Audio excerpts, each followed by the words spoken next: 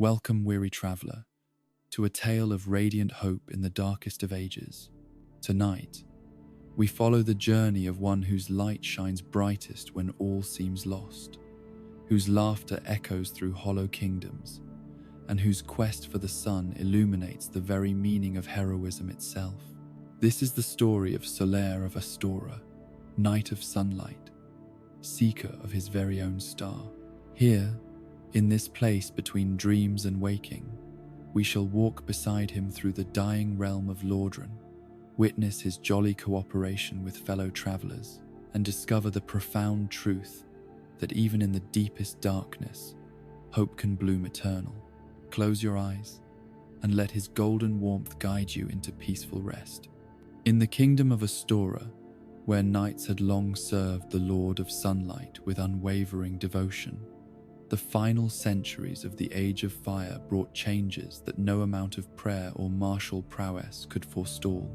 The realm that had once basked in divine radiance found itself touched by shadows that grew longer with each passing year,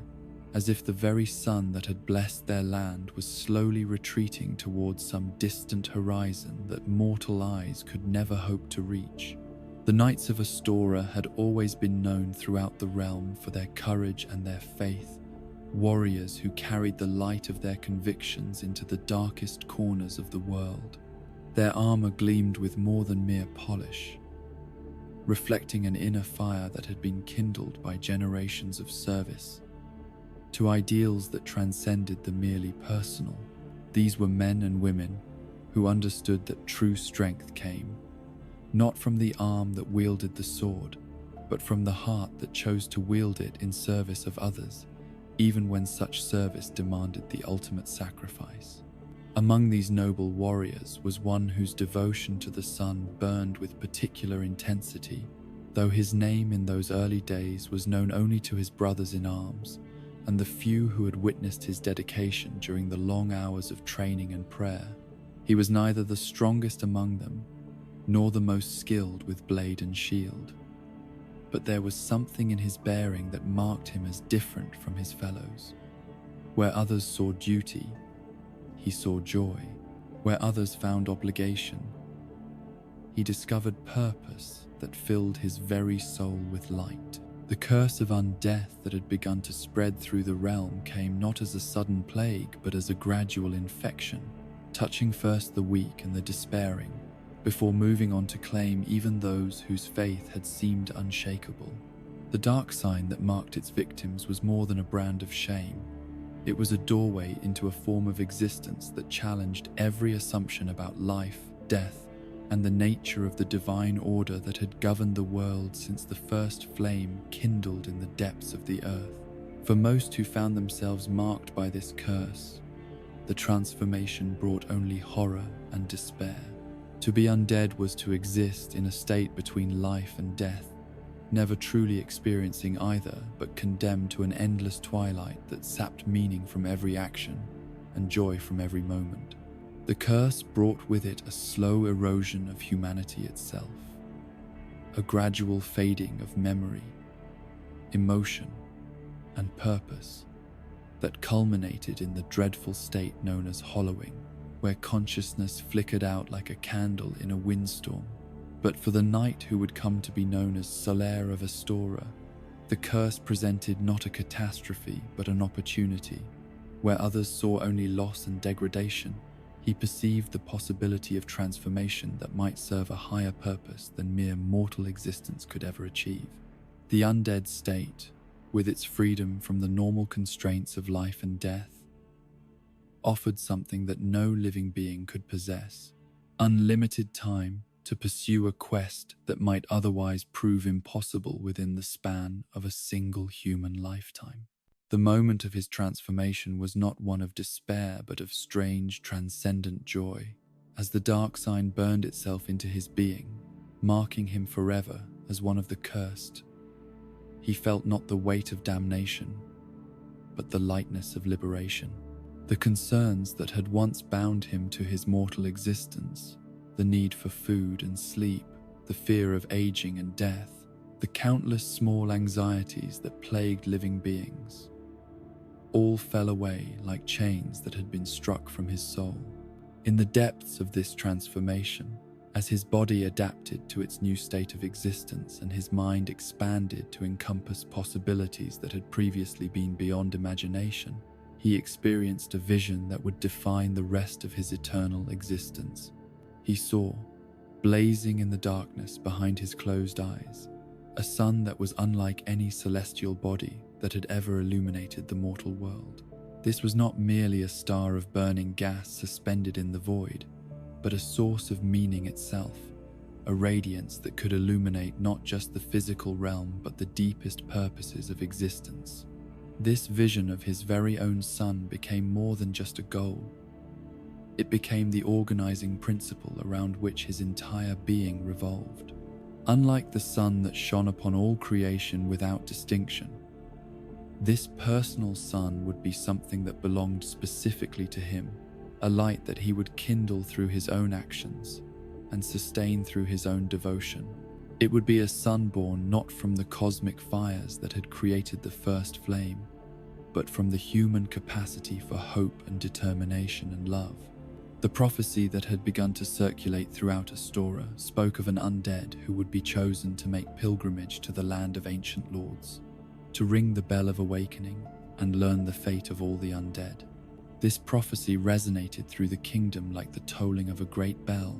calling to those who had been marked by the curse and offering them not just purpose, but the possibility of redemption. Many who heard these words felt stirring within them, a sense of destiny that transcended their personal circumstances. But Solaire understood that his calling was both connected to and separate from this greater prophecy. He would indeed make the journey to Lordran, that birthplace of Lord Gwyn where the first flame had been kindled and the age of fire had begun. But his mission was not merely to fulfill the role of the chosen undead. It was to pursue a quest that was uniquely his own, a search for meaning that could only be completed through his own efforts and discoveries. The preparation for such a journey required more than the gathering of weapons and provisions. Solaire spent countless hours in meditation and prayer, seeking to understand not just the practical challenges that lay ahead, but the spiritual dimensions of the quest he was about to undertake. He crafted his equipment with his own hands, imbuing each piece with personal meaning that went beyond mere functionality. His shield, painted with a crude but heartfelt representation of the sun, became a symbol of his devotion that he would carry into the darkest corners of the world. The farewell to Astora was both an ending and a beginning, a severing of ties that had bound him to his former existence, and an embrace of possibilities that stretched beyond the horizon of mortal comprehension. As he walked through the gates of his homeland for what might be the final time, he felt no sorrow for what he was leaving behind, but only anticipation for what lay ahead. The path that stretched before him led not just to a distant kingdom, but to the fulfillment of purposes that had been written into the very fabric of his being. The journey to Lordran was itself a pilgrimage that tested both his physical endurance and his spiritual resolve. The roads that had once connected the great kingdoms of the realm had fallen into disrepair, overrun by creatures that had been twisted by the same forces that had brought the curse of undeath to the world. Hollow soldiers wandered these paths like ghosts of former purpose, their minds gone, but their bodies still moving through the motions of patrols that no longer served any meaningful function. Through forests where the trees had grown into shapes that defied natural law, across bridges that spanned chasms whose depth seemed to extend into the very heart of darkness, over mountains where the air itself seemed thick with the residue of ancient magics, Solaire made his way toward his destination. Each step brought new challenges and new revelations. Each encounter with the strange beings that populated this transformed world taught him something new about the nature of the quest he had undertaken. The nature of his search for the sun became clearer to him as he traveled, not through sudden revelation, but through gradual understanding that accumulated like light gathering at dawn. This sun that he sought was not something that existed independently in the world. waiting to be discovered like treasure hidden in a forgotten tomb. Rather, it was something that would have to be created through his own actions, kindled by his own devotion, and sustained by his own unwavering commitment to the ideals that had inspired his quest. This understanding brought with it both liberation and responsibility. If his son was to be born from his own efforts, then its ultimate nature would depend entirely upon the choices he made and the character he displayed throughout his journey. Every act of kindness, every moment of courage, every decision to help rather than harm would contribute to the radiance of the light he sought to kindle. His son would be, in the most literal sense, a reflection of his own soul made manifest in the world. As the borders of Lordran came into view, that ancient kingdom where gods had once walked among mortals, and where the greatest mysteries of existence still lay waiting to be explored, Solaire felt within himself a stirring of purpose that transcended anything he had ever experienced as a mortal being. The curse that had transformed him from a living knight into something far stranger and more enduring had also granted him the gift of unlimited time to pursue meaning in its purest form. The dying light of the Age of Fire cast long shadows across the landscape as he approached the realm where his true quest would begin. But Solaire saw in those shadows not the promise of darkness, but the opportunity for new forms of light to emerge. His very own son awaited him somewhere in the depths of Lordran,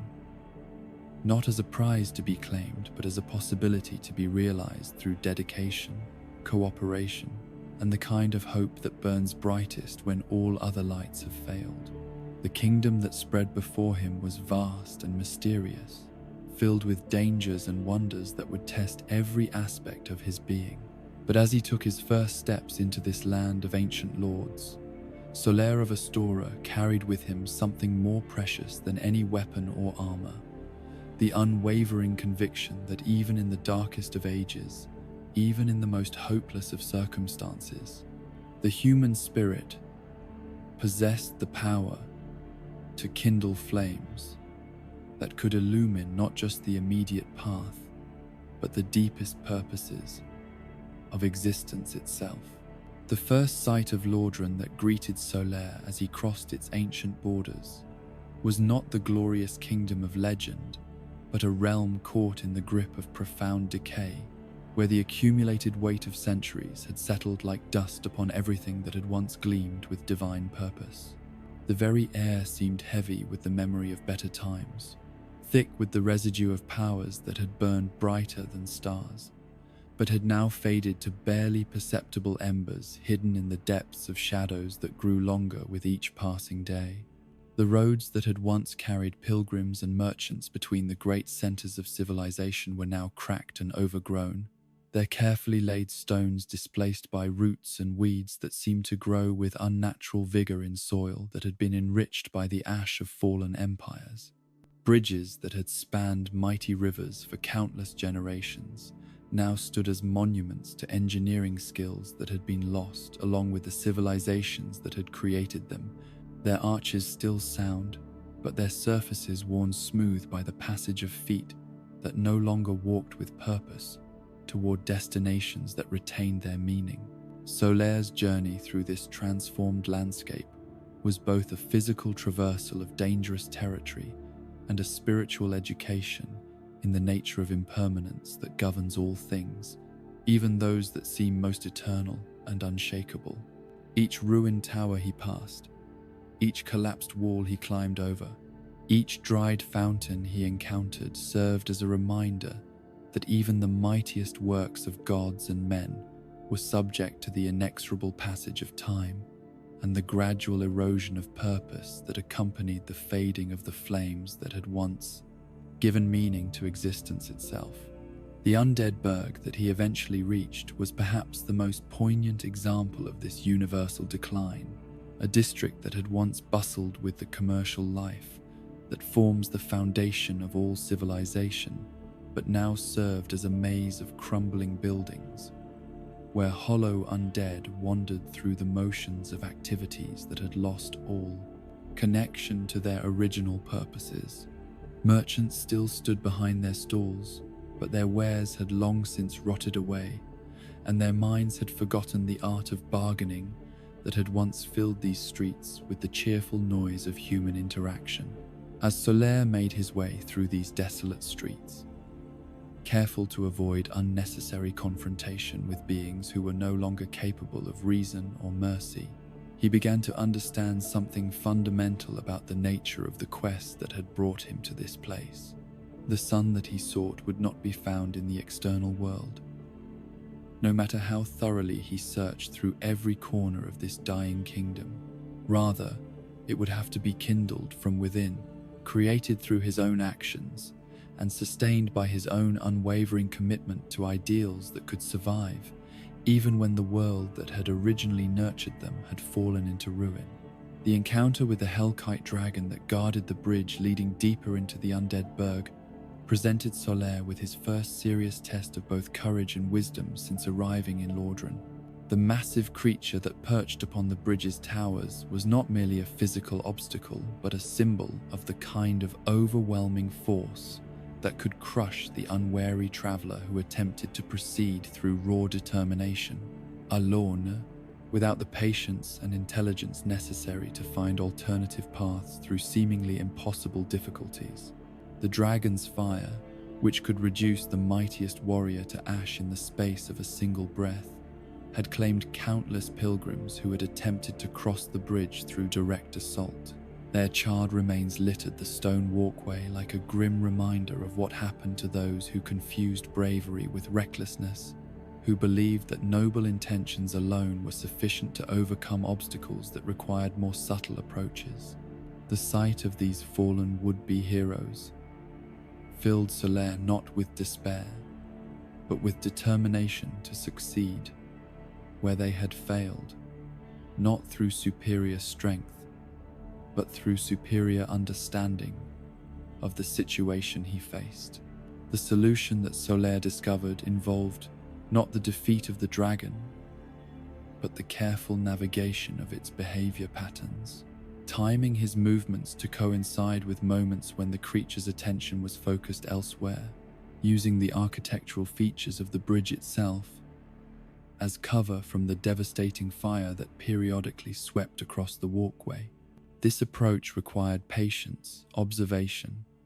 and the kind of humble wisdom that recognizes when discretion serves one's purposes better than valor, when survival and progress depend upon working with natural forces rather than against them. The successful crossing of the Dragon Bridge brought Solaire to a vantage point that commanded a sweeping view of Lordran's central districts, and it was here that he established what would become his characteristic vigil, a daily practice of standing motionless in contemplation of the sun that hung in the sky above this transformed kingdom. This sun was not the same celestial body that had illuminated his homeland of Astora.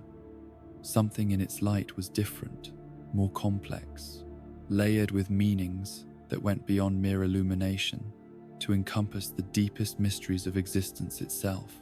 From this elevated position, gazing upward at the solar disk that seemed somehow both familiar and alien, Solaire began to formulate the philosophical framework that would guide his interactions with other pilgrims and his approach to the challenges that lay ahead.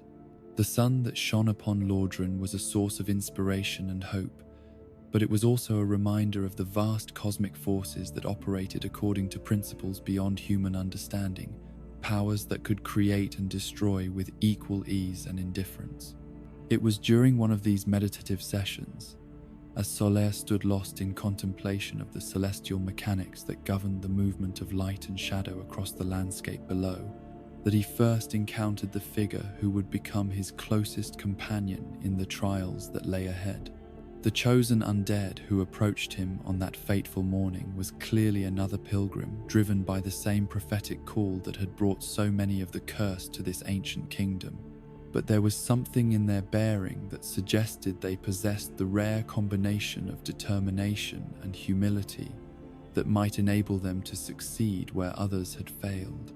The meeting between these two undead warriors was marked by an immediate recognition of kinship that transcended the usual suspicions and hostilities that characterized interactions in a world where trust had become a luxury that few could afford. Solaire saw in the newcomer not a potential threat or competitor, but a fellow seeker whose quest, though different in its specifics, shared the same fundamental commitment to finding meaning and purpose in a world that seemed increasingly devoid of both. His greeting to this new companion was characteristic of the warmth and openness that would define all his future interactions with fellow pilgrims, a deliberate choice to treat others with the same kindness and respect that he hoped to receive in return. The observation that the chosen undead did not look hollow was more than mere pleasantry. It was a recognition of the preservation of humanity that marked them as someone still capable of growth, change, and meaningful choice in a realm where such qualities had become increasingly rare. The introduction of himself as Solaire of Astora, adherent of the Lord of Sunlight, served multiple purposes beyond simple identification. It established his origins and allegiances while also signaling his commitment to ideals that transcended mere personal survival, indicating that his presence in Lordran was motivated by purposes larger than individual gain or advancement. The mention of his search for his very own son immediately distinguished his quest from the more conventional goal of linking the fire that drove most pilgrims to this ancient kingdom. The white sign soapstone that Solaire bestowed upon his new companion was far more than a magical tool for summoning assistance during difficult encounters. It was a physical manifestation of his philosophy of cooperation, a tangible representation of his belief that the greatest challenges could only be overcome through mutual aid and shared effort rather than individual heroism. The soapstone embodied his conviction that the bonds formed between fellow travelers were not merely convenient alliances, but sacred connections that could transcend the boundaries between separate worlds and individual experiences. The explanation of the jolly cooperation that the soapstone enabled revealed the depth of Solaire's understanding of the metaphysical principles that governed existence in Lordran. His knowledge that time flowed differently in this realm, that heroes from different ages could phase in and out of each other's reality, demonstrated a grasp of cosmic mechanics that went far beyond what most pilgrims ever achieved. This understanding was not merely academic but practical, enabling him to navigate the complex relationships between parallel quests and intersecting destinies that characterized the strange reality of the dying age of fire. The Warriors of Sunlight Covenant that Solaire represented was more than just another religious organization seeking to attract followers and accumulate power. It was a living embodiment of the principle that strength could be found not in domination or conquest, but in service to others. That true nobility lay not in personal achievement, but in the willingness to extend aid to those who struggled with burdens too heavy for any individual to bear alone. The brilliant aura that marked his summon signature was not mere ostentation, but a beacon of hope that could guide others toward assistance when darkness threatened to overwhelm their courage. As their initial conversation deepened, Solaire's personality began to reveal itself in ways that would profoundly influence the chosen undead's understanding of what it meant to maintain one's humanity in a world that seemed designed to strip away everything that made existence meaningful. His humor, though often self-deprecating, served as a shield against despair while also creating moments of lightness that could lift the spirits of those who had grown weary under the weight of seemingly impossible quests. The philosophical implications of Solaire's approach to his undead existence became apparent through his casual observations about the nature of fate and chance in a realm where such concepts had taken on meanings far more complex than their mundane equivalents. His suggestion that their meeting was not mere coincidence but evidence of some deeper pattern in the fabric of reality demonstrated a worldview that found meaning and purpose even in apparently random encounters. The promise of mutual assistance that Solaire offered was not conditional upon receiving equivalent aid in return, nor was it limited to situations where cooperation would benefit both parties equally. His commitment to helping others was absolute, grounded in the understanding that the act of giving aid was itself a form of spiritual practice that contributed to the kind of inner transformation necessary for achieving his ultimate goal of finding his very own son. The establishment of this initial bond between Solaire and the chosen undead marked the beginning of a partnership that would prove crucial to both their quests, though in ways that neither could fully anticipate at the time of their first meeting. The trust that formed between them was based not on shared interests or complementary abilities, but on mutual recognition of each other's commitment to maintaining their humanity despite the dehumanizing pressures of their cursed existence. As they parted ways after this initial encounter, each to pursue their individual paths through the trials that awaited them in the depths of Lordran, both carried with them something precious that had not existed before their meeting. For the chosen undead, it was the knowledge that they were not alone in their struggles, that somewhere in this hostile realm there existed at least one being who would offer aid without expecting payment, and friendship without demanding submission.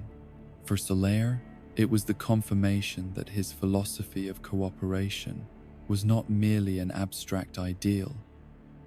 but a practical approach that could create genuine connections between souls who might otherwise remain isolated in their individual suffering. The spot where Solaire had chosen to establish his vigil became a place of pilgrimage in its own right, not because of any inherent magical properties, but because of the hope and warmth that his presence brought to a landscape otherwise dominated by despair and decay. Other undead pilgrims who passed through the area began to seek him out, drawn by stories of the knight who offered help without asking for anything in return, who maintained his optimism despite the overwhelming evidence that their world was sliding inexorably toward final darkness. The conversations that took place during these encounters revealed the depth of Solaire's understanding not just of Lordran's geography and dangers, but of the psychological and spiritual challenges that faced all who had been Proust, marked by the undead curse. His advice to fellow pilgrims was always practical, but never merely technical. He understood that survival in this realm required more than knowledge of enemy weaknesses and safe travel routes. It demanded the cultivation of inner resources that could sustain hope when external circumstances offered nothing but reasons for despair. The hours that Solaire spent in solitary contemplation of the sun served multiple purposes beyond mere meditation or prayer. They were periods of mental and spiritual preparation for the challenges that lay ahead, times when he could process the experiences he had accumulated and integrate them into his growing understanding of what his quest truly required. They were also acts of devotion that strengthened his connection to the ideals that had motivated his journey to Lordran, reaffirming his commitment to finding his son through service to others rather than purely selfish pursuit. The reputation that began to build around Solaire's presence in this part of Lordran was not based on tales of mighty deeds or spectacular victories, but on countless small acts of kindness and assistance that accumulated over time into something approaching legendary status. Fellow pilgrims spoke of the knight who would appear at the moment of greatest need, whose golden armor seemed to bring light to the darkest situations, whose unfailing cheerfulness could restore hope to hearts that had almost surrendered to despair. This growing network of relationships and mutual obligations that formed around Solaire's philosophy of cooperation began to transform the social dynamics of pilgrimage in Lordran, creating connections between undead travelers who might otherwise have remained suspicious strangers. The white sign soapstone system that he had introduced to the region became more than just a mechanism for requesting aid. It evolved into a language of mutual support that could transcend the barriers of verbal communication and cultural difference. The influence that Solaire wielded through these relationships was not the traditional power of command or coercion, but something far more subtle and potentially transformative. He was creating, through his daily choices and interactions, a model of how the undead curse might be transformed from a source of isolation and despair into an opportunity for forms of connection and purpose that transcended the limitations of mortal existence. His example demonstrated that even in the darkest circumstances,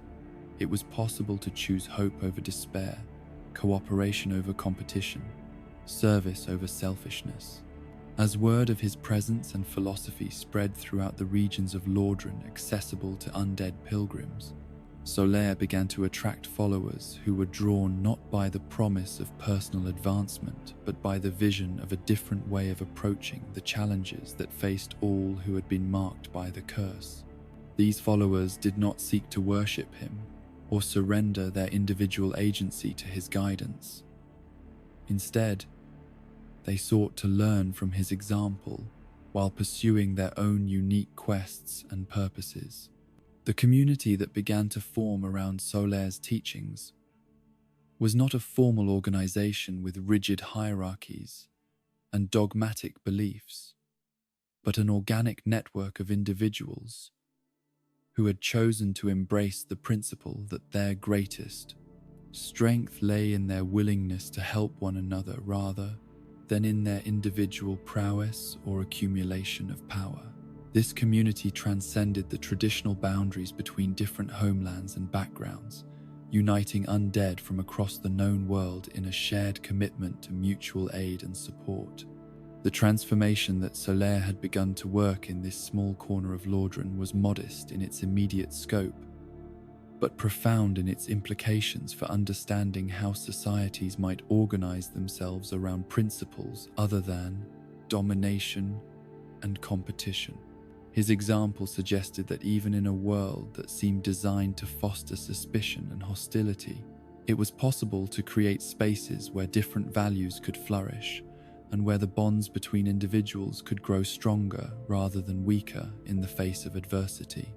As the days passed and more pilgrims encountered Solaire's distinctive blend of martial skill, spiritual wisdom, and genuine kindness, the area around his chosen vigil spot began to take on the character of an informal shrine,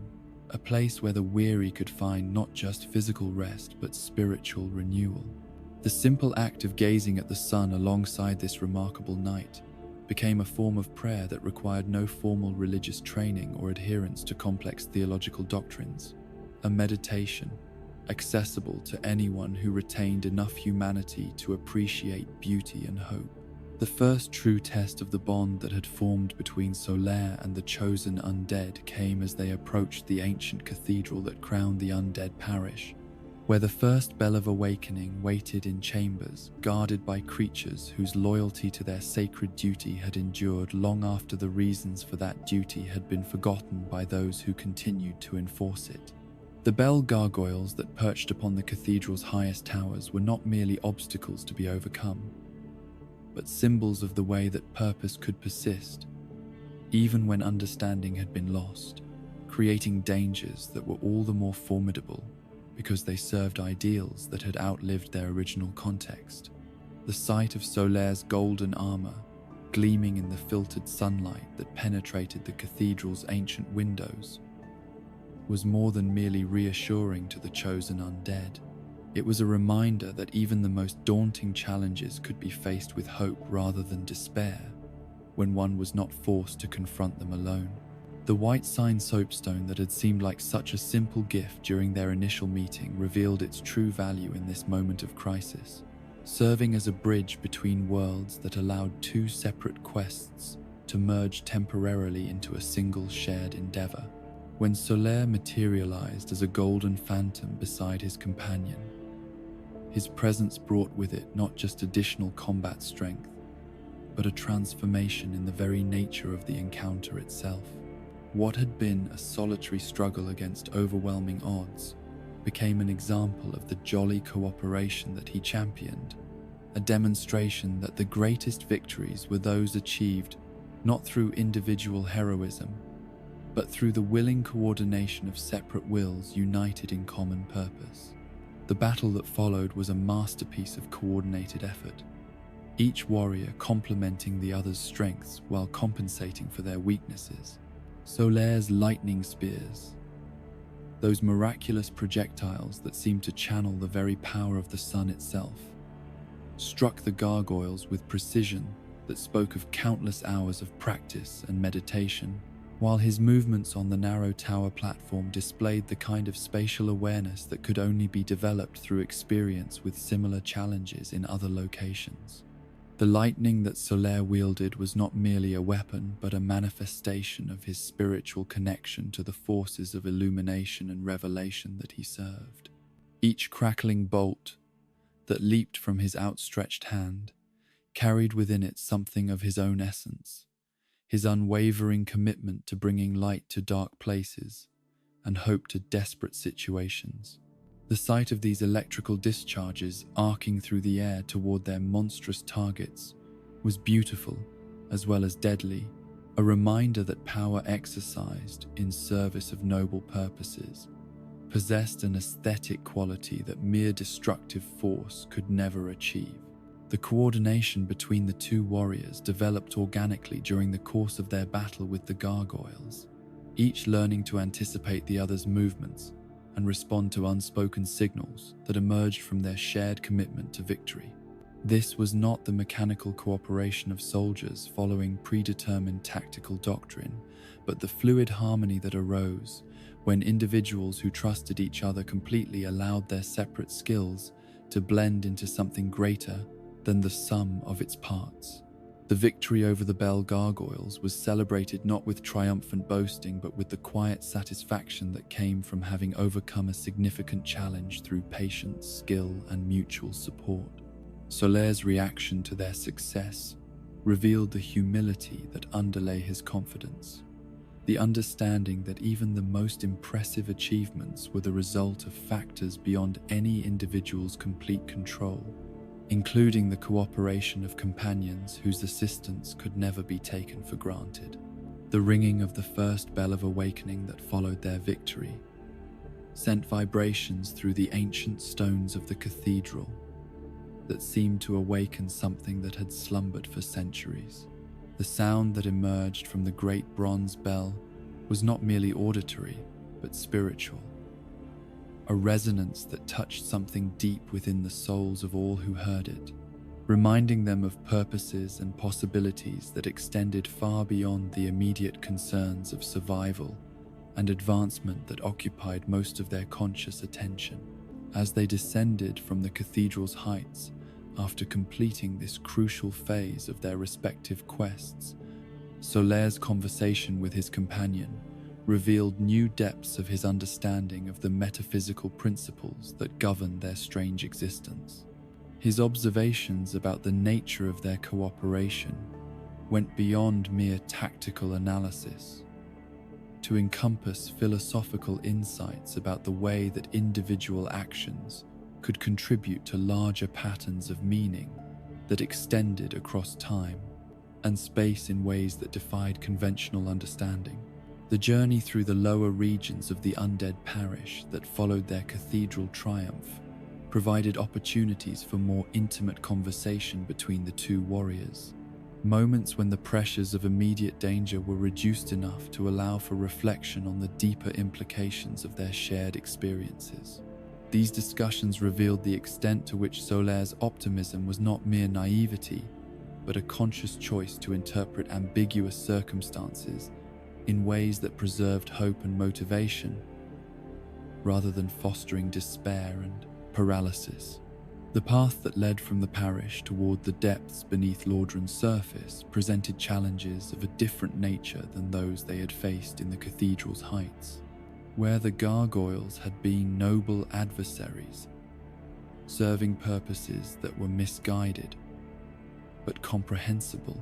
The creatures that lurked in the underground passages were manifestations of corruption and decay that had been twisted beyond recognition by forces that operated according to principles alien to normal life. Solaire's demeanor during their descent into these darker regions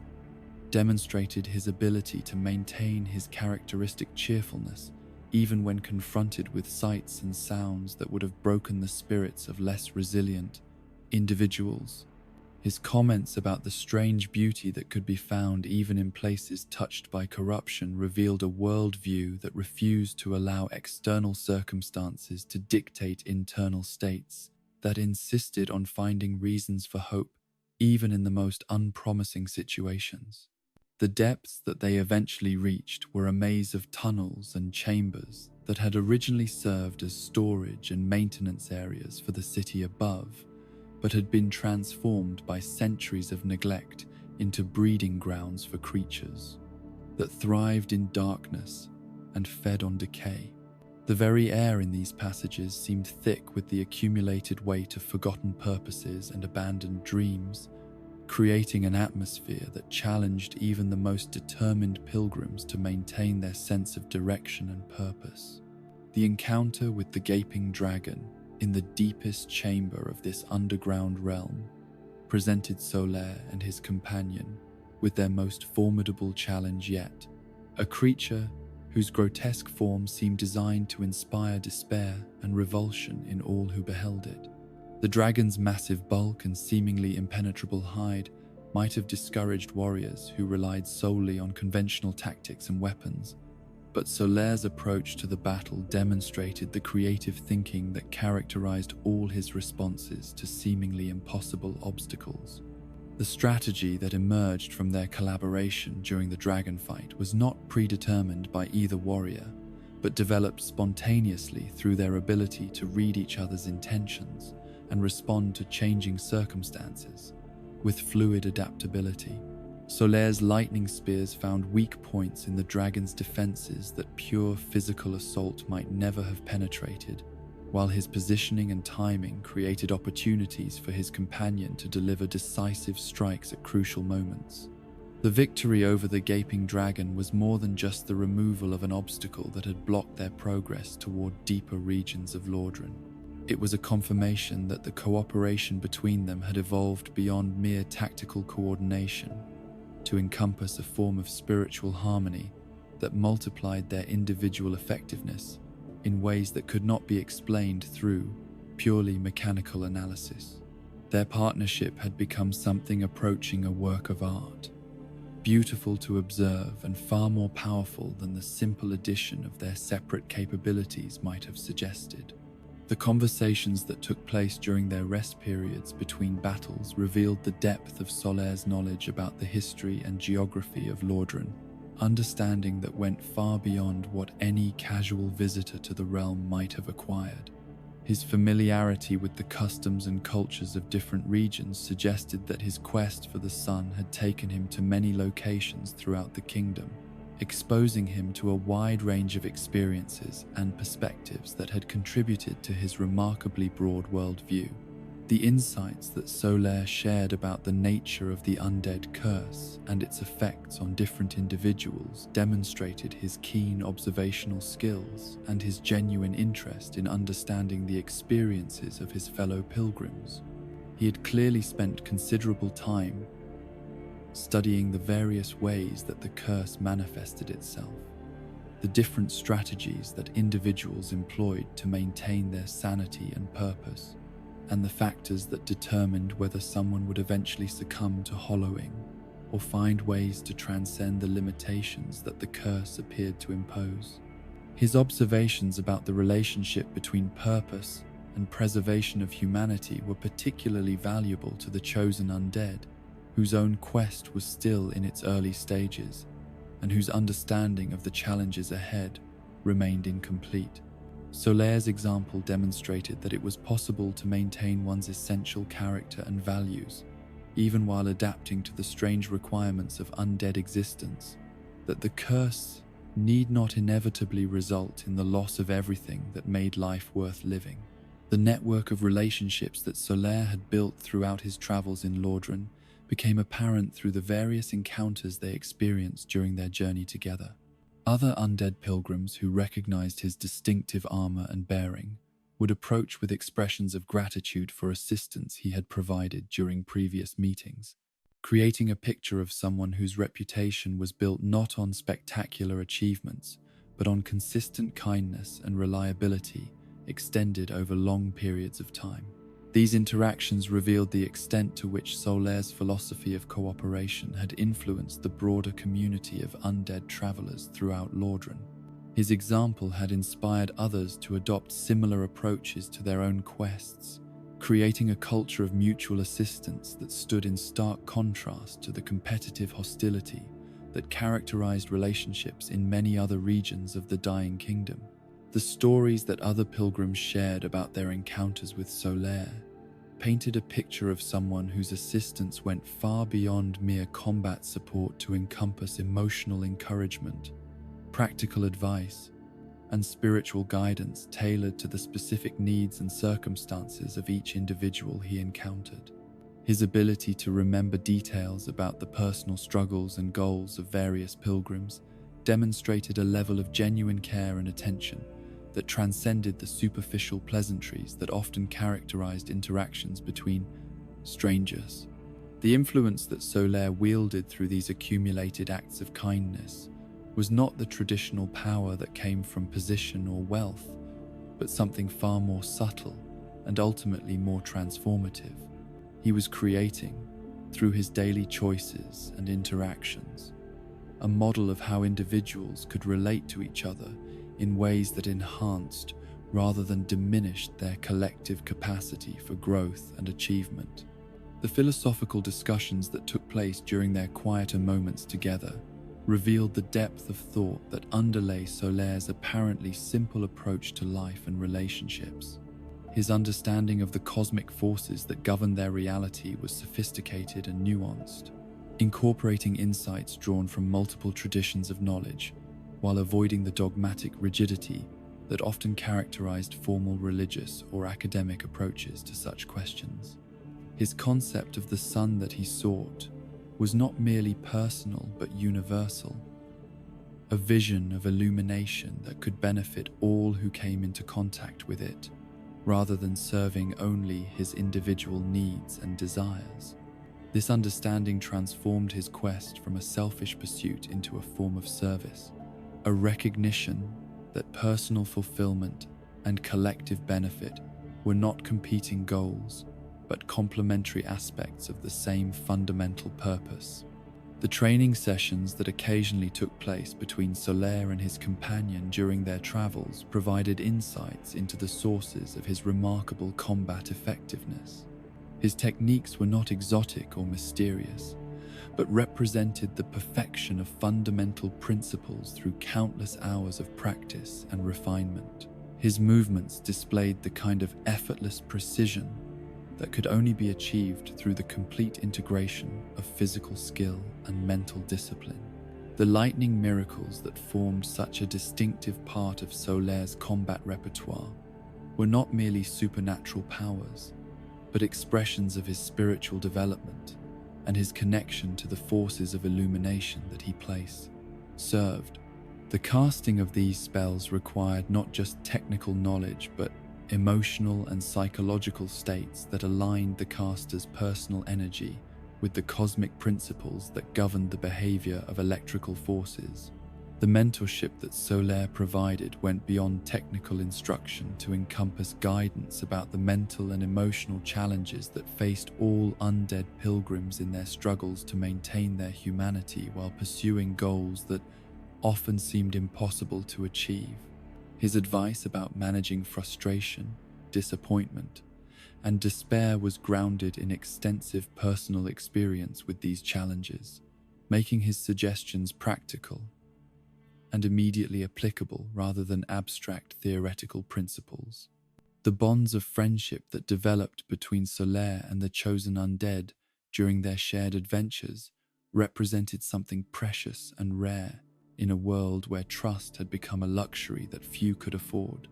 Their relationship was based not on mutual utility or shared interests, but on genuine affection and respect that had grown through their experiences of facing danger together and supporting each other through moments of doubt and difficulty. The impact that this friendship had on both participants went far beyond the practical benefits of having a reliable ally in combat situations. For the chosen undead, Solaire's companionship provided a model of how to maintain hope and humor in the face of overwhelming challenges, demonstrating that it was possible to preserve one's essential humanity even while adapting to the strange requirements of their cursed existence. For Solaire, the relationship offered confirmation that his philosophy of cooperation was not merely an abstract ideal, but a practical approach that could create genuine connections between souls who might otherwise remain isolated in their individual struggles. The success of their partnership validated his belief that the greatest achievements were those accomplished through mutual support and shared effort rather than individual heroism. The adventures they shared during this period of their respective quests became the foundation for a friendship that would endure through all the trials that lay ahead, providing both warriors with reserves of strength and motivation that no amount of individual training or preparation could have supplied. Their bond represented a victory over the forces of isolation and despair that the undead curse was designed to promote, demonstrating that even the most insidious spiritual challenges could be overcome through the simple but profound act of choosing to care for someone other than oneself. The memories they created together during these early adventures would serve as sources of inspiration and comfort during the darker phases of their quests that lay ahead, reminders that even in the most hostile and unforgiving environments, it was possible to find moments of joy, beauty, and genuine human connection. Their friendship became a light that could illuminate the path forward even when all other sources of guidance had been extinguished by the overwhelming darkness that threatened to engulf their dying world. The ascent to Anor Londo began not with a conventional journey through earthbound paths, but with a transformation of understanding itself, as Solaire and the chosen undead found themselves carried aloft by forces that defied the normal constraints of physical travel. The great bird that bore them upward through clouds that seemed to part like curtains before some cosmic performance was more than merely a creature of unusual size and intelligence. It was a messenger from realms where different laws governed the relationship between desire and fulfillment, between aspiration and achievement. As they rose through layers of atmosphere that grew progressively thinner and more rarefied, leaving behind the familiar weight of earthbound concerns, Solaire's excitement became palpable in ways that transcended mere verbal expression. His golden armor seemed to resonate with frequencies of light that had been absent from the lower regions of Lordran, responding to energies that flowed more freely at these celestial altitudes where the influence of divine powers had not been entirely extinguished by the gradual decay that characterized the realm below. The first glimpse of Anor Londo that greeted them as they approached the city's outer boundaries was a sight that challenged the capacity of mortal perception to process beauty that existed on such an overwhelming scale. The silver spires that rose toward the heavens like prayers made manifest in stone and metal caught and reflected sunlight in patterns that created the illusion of movement, as if the entire city were breathing with some vast, slow rhythm that matched the pulse of cosmic forces beyond ordinary comprehension. The architecture that spread before them was not merely impressive in its scale, but revolutionary in its implications for understanding what civilized existence might achieve when guided by principles that transcended the merely practical considerations that had governed most human construction. Every line and curve of the buildings they observed served both functional and aesthetic purposes, creating spaces that were simultaneously efficient and inspiring, demonstrating that utility and beauty need not be opposing forces but could work in harmony to create environments that elevated the spirits of all who dwelt within them. Solaire's reaction to this first view of the divine city was complex and profound, encompassing not just awe at its magnificence, but recognition that he had finally reached a place where his quest for the sun might find its ultimate fulfillment. The quality of light that bathed Anor Londo was unlike anything that existed in the lower regions of Lordran, possessing a clarity and intensity that seemed to illuminate not just physical surfaces, but the deeper purposes and possibilities that lay hidden within all things.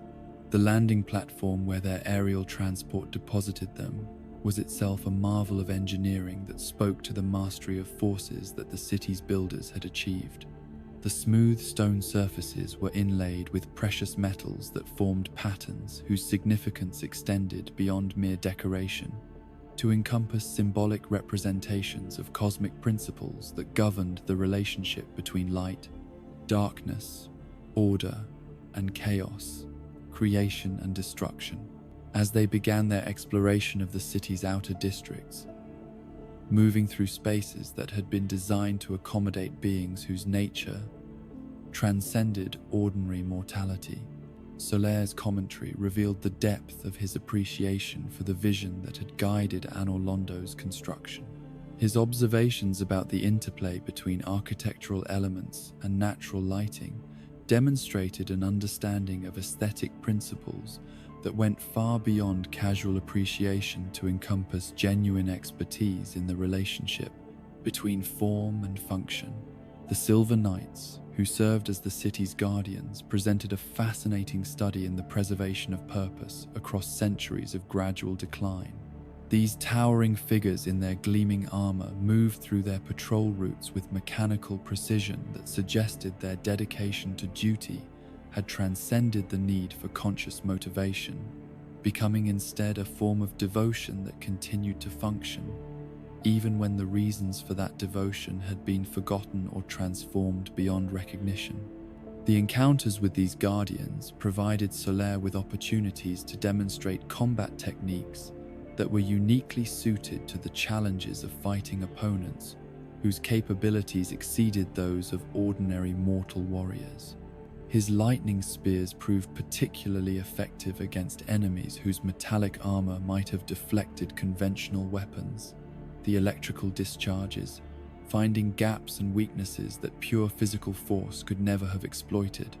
The cathedral district of Anor Londo was perhaps the most overwhelming example of the city's commitment to creating spaces that could inspire transcendent experiences in all who entered them. The vast halls, with their soaring ceilings and intricate stained glass windows, created an environment where the boundary between physical and spiritual reality seemed to dissolve, where every breath drawn was infused with possibilities that extended far beyond the immediate circumstances of material existence. Solaire's behavior within these sacred spaces revealed the reverence that underlay his characteristically cheerful demeanor, the recognition that he was walking through places where divine forces had once manifested themselves in ways that left permanent impressions upon the very stones and air. His movements became more deliberate and measured. His voice dropped to tones that acknowledged the solemnity of environments that demanded respect, even from those who served different masters.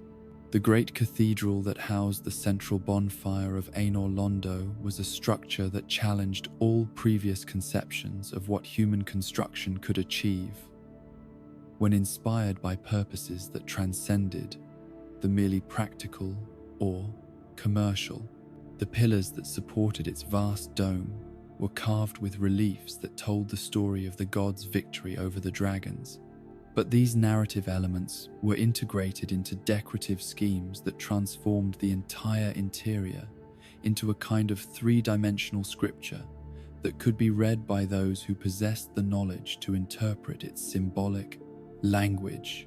The bonfire itself was unlike any that Solaire or his companion had encountered in their travels through the lower regions of Lordran.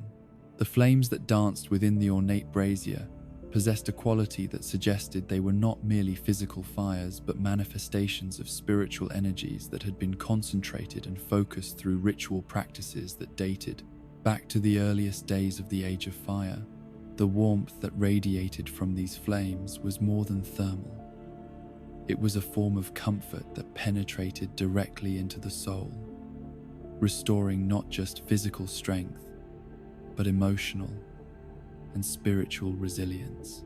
The approach to the Great Hall where Princess Guinevere held court required passage through a series of chambers and corridors that seemed designed to prepare visitors gradually for an encounter with divine presence. Each room they traversed was more magnificent than the last, creating a progression that built anticipation,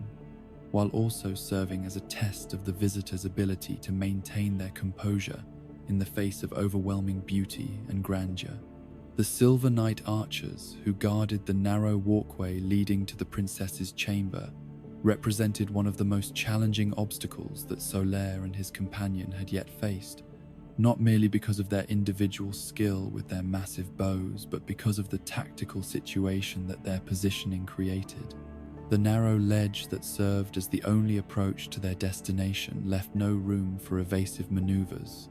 while the archers' elevated positions gave them clear lines of sight that made conventional assault tactics virtually suicidal. The solution that emerged from Solaire's tactical analysis involved not the defeat of these guardians, but the exploitation of their behavioral patterns and positioning to create opportunities for advancement that bypassed their primary strengths. His approach demonstrated the kind of strategic thinking that recognized when indirect methods served one's purposes better than direct confrontation, when patience and observation could achieve results that raw courage alone could never accomplish. The successful navigation of this deadly obstacle course brought them at last to the chamber where Princess Guinevere awaited all who sought audience with the remaining divine powers of Anor Londo. The princess herself was a figure whose presence seemed to fill the enormous hall despite her position at its far end, her radiance creating an atmosphere of warmth and welcome that made the trials of reaching her seem like necessary purifications rather than arbitrary obstacles. Solaire's reaction to this encounter with divinity was characterized by the same humble reverence that had marked his behavior throughout their exploration of the sacred city. But there was also something in his manner that suggested a deeper understanding of what they were witnessing. His knowledge of the true nature of Anor Londo's current state, gained through careful observation and analysis during their journey through the city, had prepared him for the possibility that even divine appearances might be subject to the same forces of illusion and manipulation that governed other aspects of their strange reality. The princess's words of blessing and encouragement,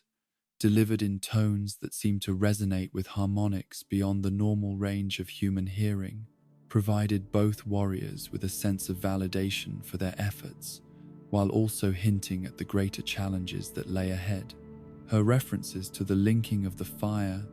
and the preservation of the Age of Light carried implications that extended far beyond the immediate concerns of individual quests to encompass questions about the fundamental nature of existence itself.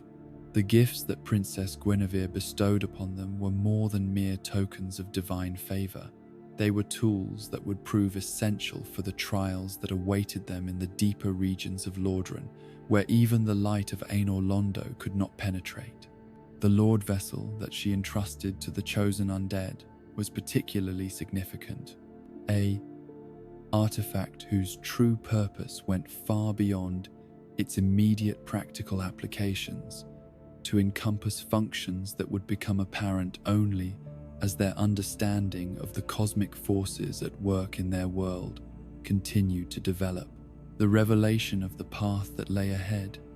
the need to gather the Lord's souls that had been scattered throughout the realm during the wars and catastrophes that had marked the decline of the Age of Fire, provided a new framework for understanding the scope of the quest that had brought them to this point. What had begun as individual journeys motivated by personal goals was revealed to be part of a larger pattern of purpose that connected their efforts to the deepest mysteries of existence itself. Solaire's response to these revelations demonstrated the flexibility and adaptability that had always characterized his approach to unexpected developments. Rather than being overwhelmed by the magnitude of the tasks that lay ahead, he embraced them as opportunities to demonstrate the principles of cooperation and mutual assistance that had guided his interactions with fellow pilgrims throughout his time in Lordran. The preparation for departure from Anor Londo was marked by a sense of completion that went beyond the mere accomplishment of specific objectives, to encompass a deeper understanding of the forces that had shaped their journey to this point. The time spent in the Divine City had provided both warriors with insights and resources that would prove essential for the challenges ahead. But perhaps more importantly, it had confirmed the value of the partnership that had developed between them. The descent from the celestial heights of Anor Londo back to the earthbound regions of Lordran was accomplished through means as mysterious as their original ascent, but the transition carried with it a sense of transformation that went beyond mere change of location. They were returning to familiar territories as different individuals than those who had first gazed up at the silver spires from the distant valleys below, bearing with them knowledge and purpose that would guide their steps through whatever trials awaited them. The conversations that took place during their journey away from the Divine City revealed the depth of impact that their experiences there had made upon both participants. Solaire's observations about the relationship between divine power and mortal aspiration demonstrated a sophisticated understanding of the cosmic hierarchies that govern their reality, while his continued commitment to his quest for the sun showed that even exposure to divine majesty had not diminished his dedication to his personal goals. The network of relationships and obligations that their visit to Anor Londo had created extended far beyond their immediate partnership to encompass connections with forces and purposes that operated on scales beyond individual comprehension. The tasks that Princess Guinevere had set before them were not merely practical challenges but spiritual tests that would require them to demonstrate growth in wisdom and character, as well as improvements in martial skill and magical knowledge. The impact of their time in the Divine City continued to manifest itself in subtle ways as they resumed their travels through the darker regions of Lordran. The quality of light that seemed to cling to Solaire's armor had been enhanced by his exposure to the pure radiance of Anor Londo, creating an aura that brought comfort to other undead pilgrims who encountered them during their subsequent adventures. The memories of beauty and majesty that they carried with them from their visit to the Silver City served as sources of inspiration and motivation during the difficult periods that lay ahead, reminders that even in a world dominated by decay and corruption, it was still possible to find places where the highest aspirations of conscious beings had been given permanent form in stone and metal and living flame. The philosophical discussions that took place during their quieter moments together revealed how their experiences in Anor Londo had deepened their understanding of the relationship between individual quests and universal purposes. Solaire's concept of his own sun had been enriched by exposure to the divine light that bathed the Silver City, transforming his personal goal into something that connected more directly with the cosmic forces that governed the fate of their entire world. The practical knowledge that they had gained during their exploration of the Divine City proved invaluable as they faced the challenges of navigating territories where conventional rules of geography and physics had been distorted by supernatural forces. The techniques they had learned for dealing with guardians whose capabilities exceeded those of ordinary mortals would serve them well in encounters with beings whose power derived from sources beyond normal understanding. The bonds of friendship and mutual respect that had been strengthened during their shared experiences in Anor Londo provided both warriors with emotional and spiritual resources that no amount of individual training or preparation could have supplied. Their partnership had evolved beyond mere tactical cooperation to encompass a form of spiritual harmony that multiplied their individual effectiveness in ways that defied purely mechanical analysis. As they prepared to face the next phase of their respective quests, carrying with them the blessings and burdens that their visit to the divine city had bestowed upon them. Both Solaire and his companion understood that they had crossed a threshold that could never be recrossed. They had seen divine perfection made manifest in physical form, had walked through spaces where the highest aspirations of conscious beings had been given permanent expression, and had been entrusted with responsibilities that connected their individual purposes to the deepest mysteries of existence itself. The path that stretched ahead of them led not towards certainty and comfort, but toward challenges that would test every aspect of their being, trials that would require them to demonstrate growth in wisdom and character, as well as improvements in martial skill and magical knowledge. But they faced these prospects not with fear, but with the confidence that came from knowing they did not face them alone, that the bonds of friendship and mutual support they had forged would provide strength sufficient for whatever lay ahead. The departure from Anor Londo's celestial radiance marked the beginning of a transformation in Solaire's quest that was both subtle and profound, a shift from the hopeful anticipation that had characterized his earlier adventures to something more complex and shadowed with doubt. The descent from the divine city's silver spires to the darker realms below was more than merely a change in elevation. It was a journey from the realm of possibility into territories where hope itself had become a rare and precious commodity that required constant vigilance to preserve. The path that led toward Blighttown wound through regions where the accumulated weight of centuries had settled like sediment in the depths of a stagnant pool, creating layers of corruption and decay that spoke to the gradual failure of the systems that had once maintained order and beauty throughout Lordran. The very air in these lower reaches seemed thick with the residue of abandoned dreams and forgotten purposes, creating an atmosphere that challenged even the most determined pilgrims to maintain their sense of direction and meaning. Solaire's demeanor during this phase of their journey began to show the first subtle signs of the psychological pressure that was building within him as his quest continued without the breakthrough that he had hoped to find in Anor, Londo's divine precincts. His characteristic cheerfulness remained intact, but those who knew him well could detect beneath its surface the growing weight of uncertainty that accompanied the gradual realization that his goal might prove more elusive than he had originally anticipated. The poisonous swampland that surrounded the ramshackle settlement of Blighttown presented challenges that went beyond the merely physical dangers of toxic waters and unstable platforms. The environment itself seemed designed to erode the spiritual defenses that pilgrims use to maintain their sanity and purpose in the face of overwhelming adversity, creating conditions where doubt and despair could take root and grow with the same vigor that characterized the twisted vegetation that thrived in the contaminated soil. The inhabitants of Blighttown, who had adapted to life in this harsh environment, demonstrated the kind of desperate resourcefulness that emerged when conventional approaches to survival proved inadequate to address extraordinary circumstances. Their weapons and tools, crafted from salvaged materials and powered by techniques that bordered on the desperate, served as reminders of what happened when civilized society broke down and individuals were forced to create their own solutions to problems that formal institutions had failed to address. Solaire's interactions with these outcasts and refugees revealed the depth of his compassion and understanding,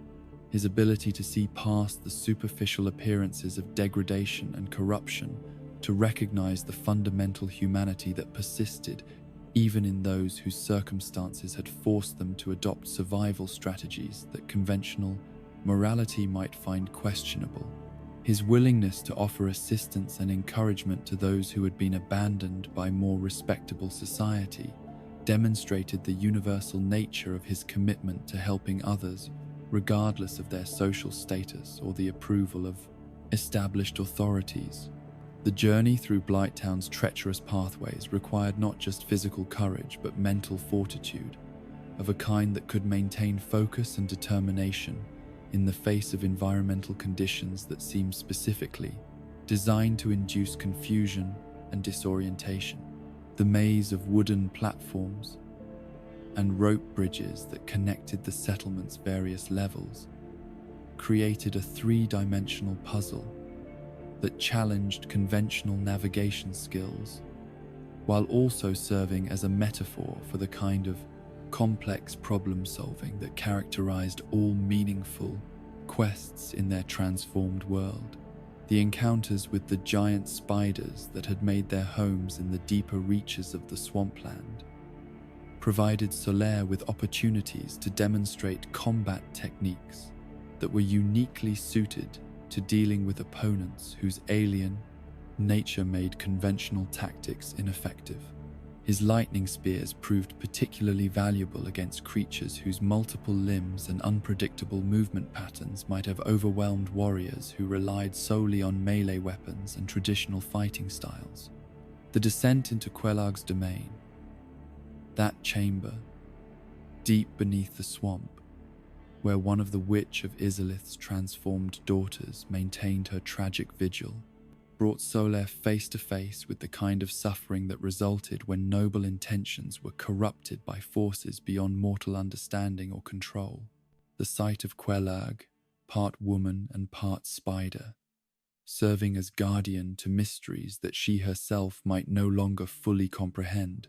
served as a sobering reminder of what could happen to even the most well-intentioned beings when they attempted to manipulate cosmic forces that operated according to principles alien to normal life. The battle with Quelag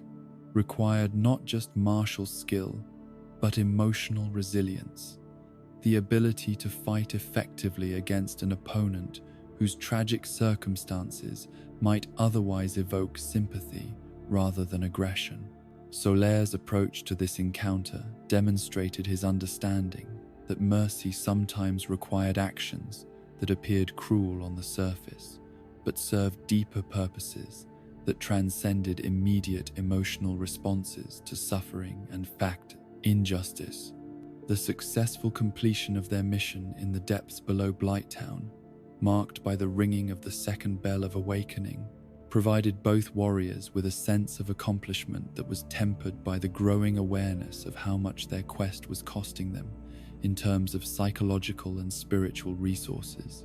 The bells that now rang in harmony across the miles that separated them created resonances that unlocked new possibilities, while also confirming that their journey was entering phases that would demand even greater sacrifices than those they had already made. The return journey to more familiar territories provided Solaire with opportunities for reflection and self-examination that revealed the subtle changes that had been taking place within him during his extended travels through Lordran's most challenging regions. The optimism that had once seemed unshakable was still present, but it now coexisted with a deeper understanding of the obstacles that stood between him and the achievement of his ultimate goal. The decision to return to the Undead Burg, that location where he had first established his vigil and encountered the chosen undead, was motivated by more than mere nostalgia or strategic considerations. It represented an attempt to reconnect with the sources of inspiration and purpose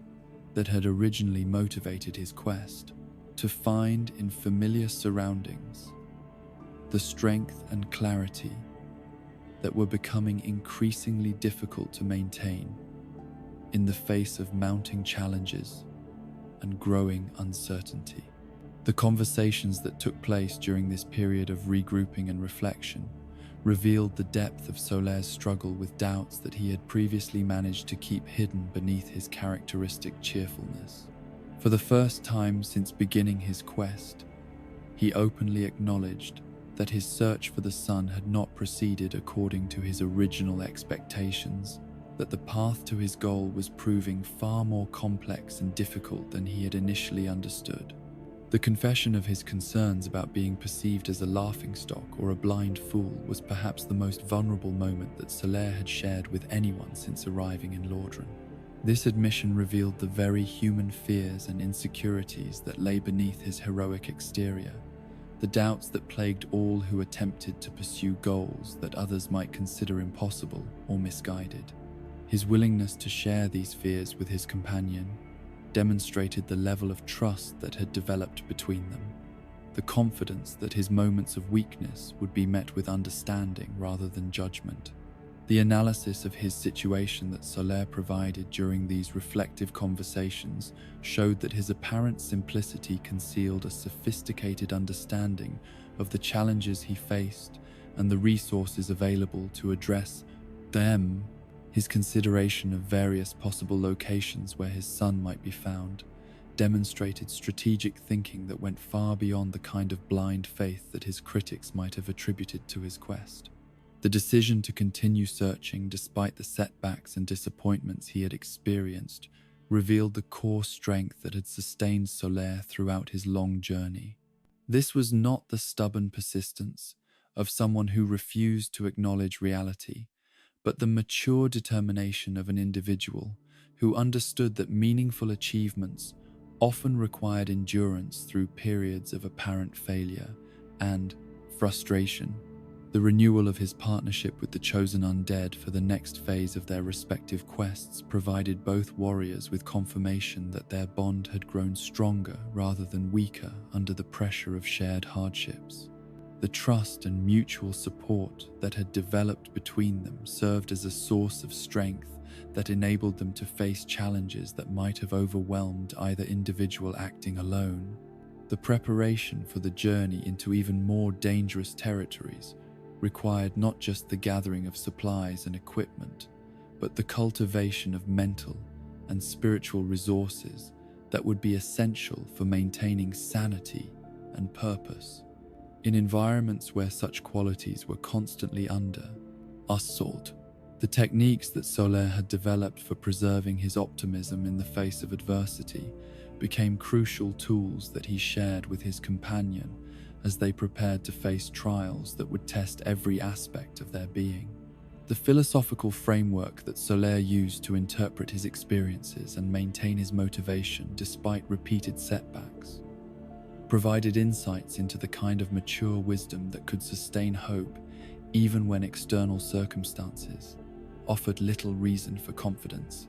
His understanding that true success often required persistence through apparent failure enabled him to view his current difficulties not as evidence of ultimate futility, but as necessary stages in a process of growth and development that would eventually lead to the achievement of his goals. The impact of his extended quest on other pilgrims throughout Lordran became apparent through the various encounters they experienced during their travels. Other undead who had heard stories of Solaire's adventures and philosophy sought him out for guidance and encouragement, creating a network of relationships that extended far beyond his immediate partnership with the chosen undead, to encompass a community of individuals who had been inspired by his example. The responsibility that came with this informal leadership role weighed heavily upon Solaire, as he began to understand that his actions and decisions affected not just his own quest, but the hopes and aspirations of others who looked to him as a source of inspiration. This awareness added new dimensions to the challenges he faced, requiring him to consider not just the immediate practical consequences of his choices, but their broader implications for the community of pilgrims who had come to depend upon his example. The balance between personal authenticity and public responsibility that Solaire struggled to maintain during this period of growing influence demonstrated the complexity of the leadership role that had been thrust upon him by circumstances beyond his control. His commitment to remaining true to his own values while also serving the needs of others who looked to him for guidance required a kind of moral sophistication that went far beyond the simple cheerfulness that characterized his public persona. The deeper understanding of Lordran's history and the cosmic forces that governed their reality that Solaire had accumulated during his travels began to influence his interpretation of his own quest in ways that added both richness and complexity to his original goals. His growing awareness of the interconnected nature of all the various quests and purposes that brought pilgrims to this ancient kingdom transformed his personal search for the sun into something that served broader purposes than mere individual fulfillment. The recognition that his own success or failure would have implications that extended far beyond his personal circumstances created additional pressure that added weight to decisions that had once seemed relatively straightforward. The simple act of choosing which path to follow or which challenges to accept became fraught with considerations about the messages that his choices would send to others who were watching and learning from his example. The evolution of Solaire's understanding of cooperation and mutual assistance during this period reflected his growing awareness of the complexity of relationships between individuals who were pursuing parallel but not identical goals. The jolly cooperation that he had always advocated was revealed to be more than just a practical strategy for overcoming difficult obstacles. It was a philosophy of existence that recognized the fundamental interconnectedness of all conscious beings and their shared responsibility for creating conditions that supported everyone's growth and development.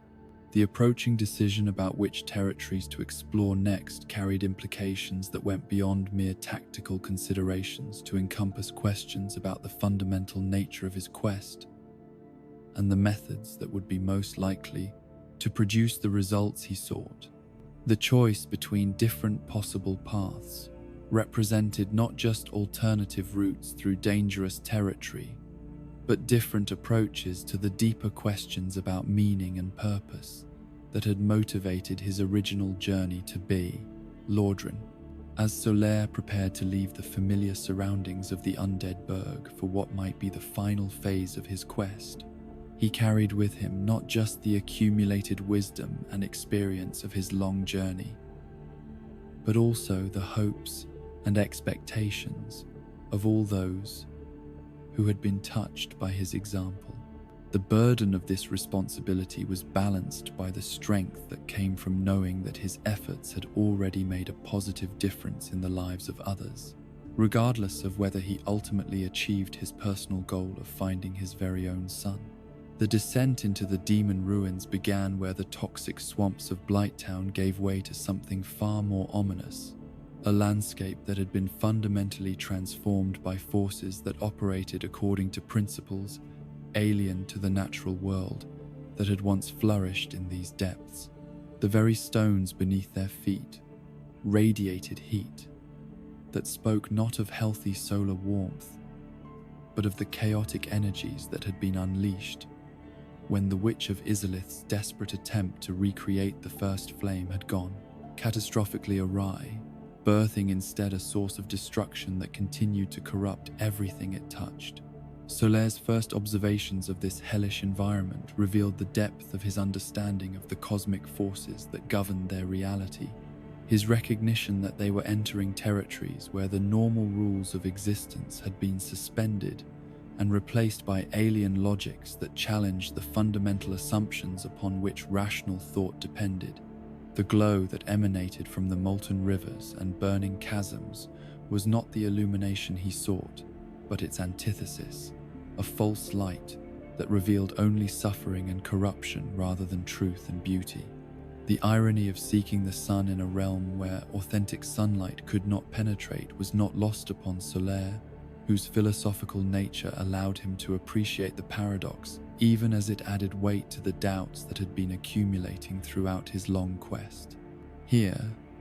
in this place where fire had become an agent of destruction rather than creation, he was forced to confront the possibility that his understanding of what constituted true illumination might require fundamental revision. The architecture that remained from the civilization that had once flourished in these depths told the story of a culture that had achieved remarkable sophistication in its understanding of magical and technological principles,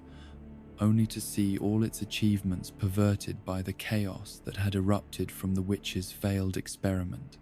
The twisted spires and warped corridors that survived spoke of purposes that had been noble in their original conception, but had been transformed into something monstrous by exposure to forces beyond mortal comprehension or control. The creatures that inhabited these ruins were not merely hostile opponents, but living testaments to the transformative power of chaos. Beings whose original forms had been so thoroughly altered by prolonged exposure to the alien energies that pervaded their environment that their current nature bore little resemblance to anything that might have existed in the natural world. The demons that emerged from the shadows and molten pools were neither wholly organic nor entirely mineral, but something that transcended such conventional categories. Solaire's approach to combat in this environment required adaptations to techniques that had served him well in more conventional settings, but proved inadequate to address opponents whose nature defied traditional tactical analysis. His lightning spears, those manifestations of controlled electrical energy that had been so effective against enemies with metallic armor or aquatic nature, produced unexpected results when directed against creatures whose bodies incorporated elements of living flame and crystallized chaos. The centipede demon that guarded one of the crucial passages deeper into the ruins presented perhaps the most challenging opponent that Solaire and his companion had yet faced together, a creature whose multiple segments and regenerative capabilities made conventional approaches to combat virtually useless. The battle that ensued was not merely a test of martial skill,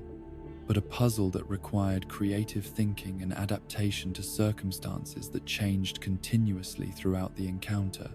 The coordination between Solaire and the chosen undead that had served them so well in previous battles was tested to its limits by an opponent whose unpredictable movements and alien anatomy made it difficult to establish the kind of tactical rhythm that had characterized their earlier collaborations. The success they eventually achieved came not through the application of predetermined strategies, but through improvisation and mutual trust that allowed them to respond effectively to developments that no amount of planning could have anticipated. The victory over the centipede demon brought with it more than just progress toward their ultimate objectives. It provided confirmation that their partnership had evolved to a level where they could function effectively, even under the most extreme circumstances. The orange-charred ring that the demon's defeat yielded was more than just a magical artifact that would allow them to traverse the lava fields that lay ahead. It was a symbol of their ability to overcome obstacles that might have seemed insurmountable to warriors acting independently. The deeper regions of the demon ruins that opened before them after this victory were even more thoroughly transformed by chaos than the areas they had already explored, presenting landscapes that challenged the capacity of mortal perception to process environments where the fundamental categories of solid, liquid, and gaseous matter had lost their meaning. The lava that flowed through channels carved by forces beyond geological understanding was neither purely elemental fire nor conventional molten rock, but something that partook of both while transcending the limitations of either. The psychological impact of extended exposure to this environment began to manifest itself in subtle changes in Solaire's demeanor and speech patterns, alterations that were barely perceptible to casual observation but represented significant shifts in the internal landscape of someone whose mental equilibrium had been maintained through conscious effort rather than natural resilience. The oppressive atmosphere of the ruins was not merely uncomfortable but actively hostile to the kind of optimistic worldview that had sustained him throughout his quest. The absence of natural light in these depths was more than just a practical inconvenience. It served as a constant reminder of how far he had traveled from the sources of inspiration that had originally motivated his search for the sun. The artificial illumination provided by the chaos fires that burned throughout the ruins created a parody of the gentle radiance he sought, offering visibility without warmth, revelation without comfort, guidance without hope. The encounters with other pilgrims who had ventured into these dangerous territories provided Solaire with opportunities to observe the effects that prolonged exposure to chaos had upon different individuals, creating a catalogue of responses that ranged from complete madness through various forms of adaptation, to the rare cases where someone had managed to maintain their essential humanity despite the corrupting influences that surrounded them. These observations added to his understanding of the challenges that faced all who attempted to pursue meaningful goals in environments that seemed designed to erode the very foundations of purpose and meaning. The philosophical discussions that took place during their rest periods in relatively safe chambers throughout the ruins revealed the depth of impact that this environment was having upon Solaire's worldview and self-understanding. His reflections on the nature of light and darkness, creation and destruction, hope and despair, demonstrated a level of intellectual and emotional sophistication that had been deepened rather than diminished by his exposure to experiences that might have broken the spirits of less resilient individuals. The gradual realization that his quest for the sun was leading him into increasingly dark and hostile territories forced Solaire to confront questions about the fundamental assumptions that had guided his journey from its beginning. The possibility that true illumination might require passage through absolute darkness, that authentic understanding might demand exposure to forces that challenged everything he had previously believed about the nature of reality, added new dimensions to his understanding of what his search might ultimately require. The bonds of friendship and mutual support that connected him to the chosen undead became increasingly crucial as sources of stability and encouragement in an environment that seemed designed to isolate individuals and prevent the kind of cooperation that had been the foundation of their previous successes. The trust that had developed between them served as an anchor that prevented either from being swept away by the currents of despair and confusion that flowed through these corrupted depths like invisible rivers of psychological poison. The techniques for maintaining mental clarity and emotional balance that Solaire had developed during his long years of questing proved essential for functioning effectively in surroundings where the normal markers of identity and purpose were constantly under assault. His practice of meditation and prayer, adapted to circumstances where conventional sources of spiritual nourishment were absent or corrupted, became a form of internal resistance against forces that sought to transform him into something alien to his original nature. The growing awareness that his quest was entering its most critical phase brought with it a sense of urgency that competed with the need for careful planning and preparation that the challenges ahead would undoubtedly require. The balance between decisive action and prudent caution that had characterized his approach to previous obstacles became increasingly difficult to maintain, as the stakes of success or failure grew higher with each step deeper into the pale, chaos-touched realm. The legends and stories that he had heard about the deepest regions of lost Izalith, that ancient city where the witch's experiment had reached its catastrophic climax, took on new significance as he approached territories where those tales would be tested against direct experience. The accounts of previous pilgrims who had ventured into those ultimate depths painted pictures of challenges that transcended the merely physical to encompass spiritual trials that could transform or destroy those who faced them. The preparation for the final descent into lost Izalith itself required not just the gathering of equipment and supplies, but the cultivation of mental and spiritual resources that would be essential for maintaining sanity and purpose in an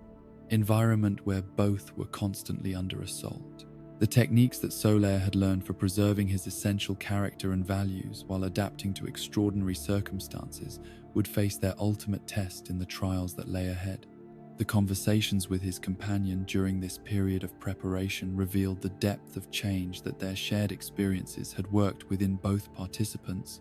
transformations that went far beyond the acquisition of new skills or knowledge to encompass fundamental alterations in their understanding of themselves and their place in the cosmic order. The friendship that had begun as a simple alliance for mutual benefit had evolved into something approaching spiritual communion, a connection that transcended the boundaries of individual identity while preserving the unique qualities that made each participant valuable to the other.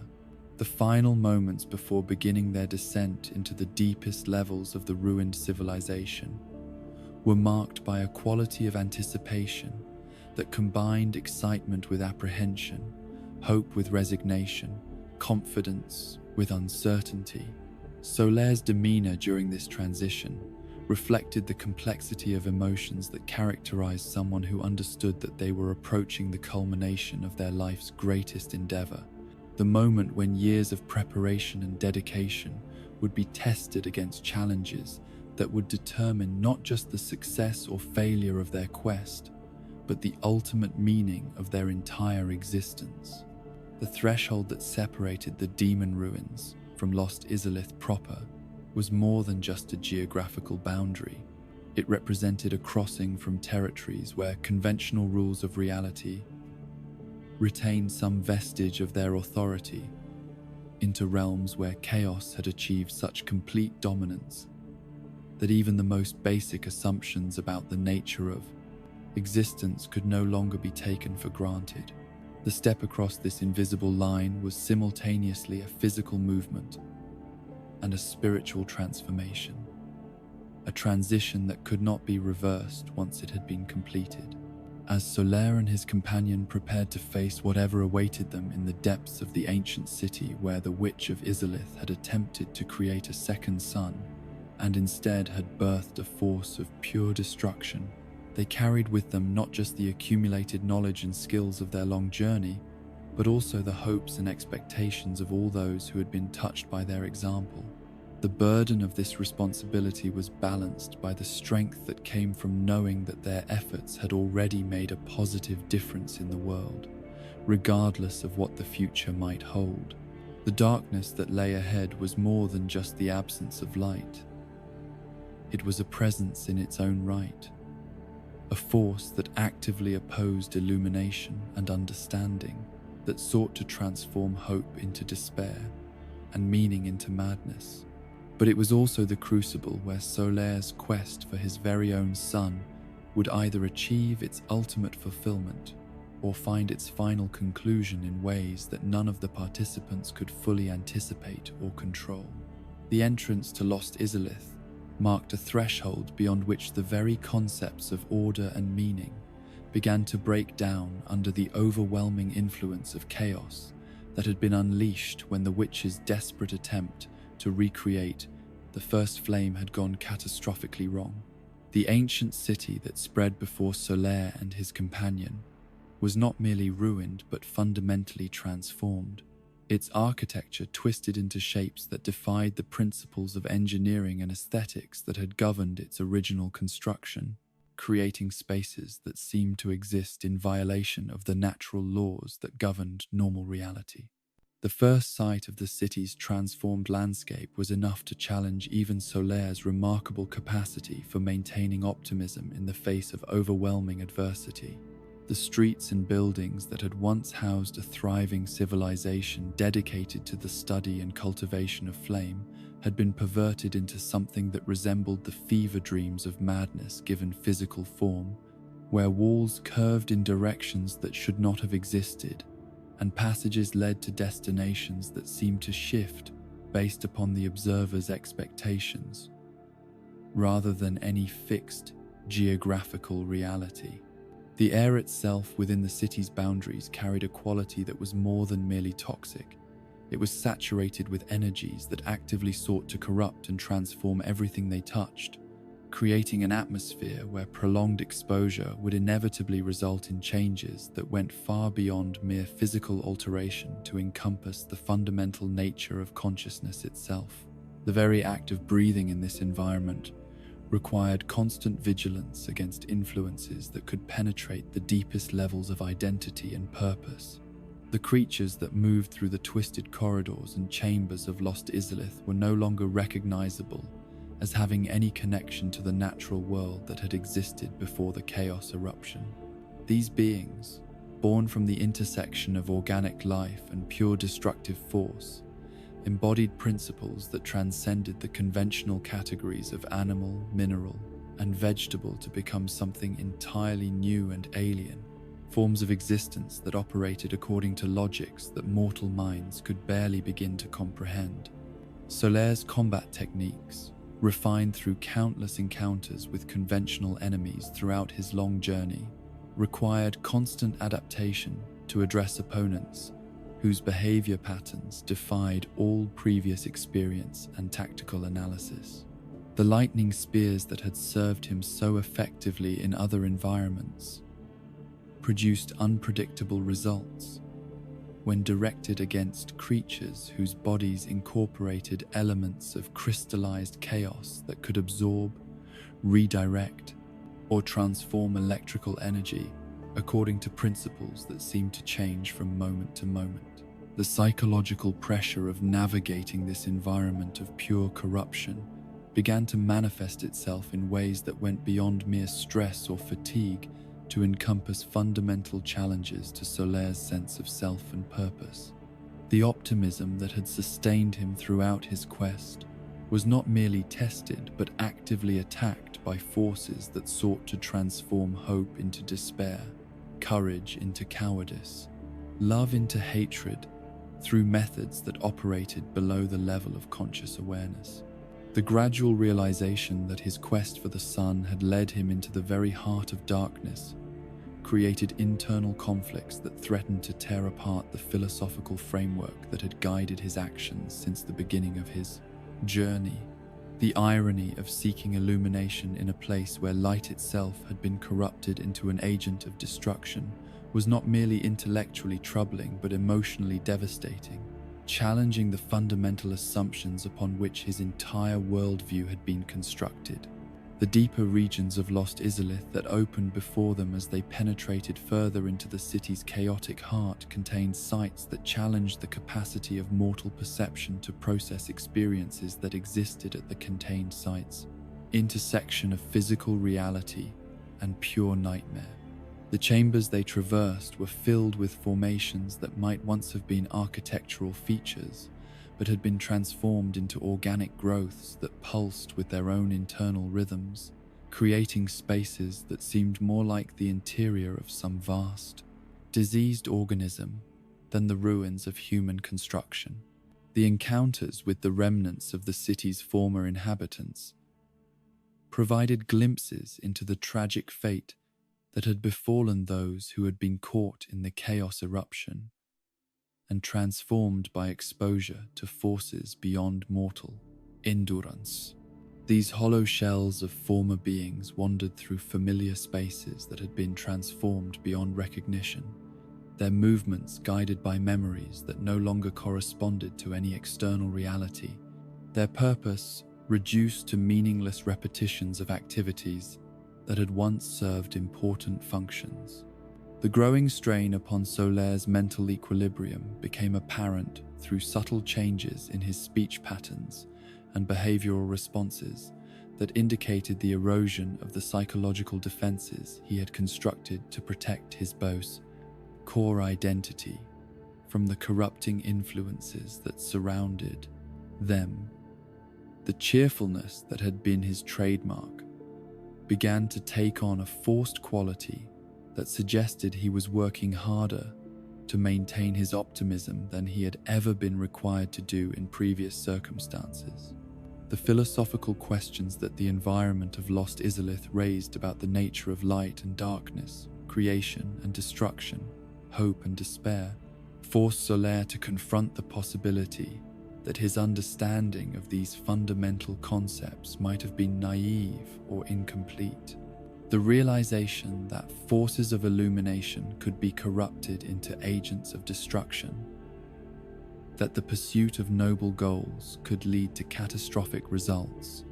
added layers of complexity to his worldview that threatened to undermine the simple certainties that had previously guided his actions. The search for his son in an environment where the very concept of beneficial illumination had been perverted into something monstrous and destructive created cognitive dissonance that challenged Solaire's ability to maintain the probled, coherent sense of purpose that had sustained him throughout his long journey. The possibility that his quest might be fundamentally misguided, that the son he sought might not exist in any form that could be achieved without risking the kind of catastrophic transformation that had befallen the Witch of Izalith, began to erode his confidence in ways that external dangers never could.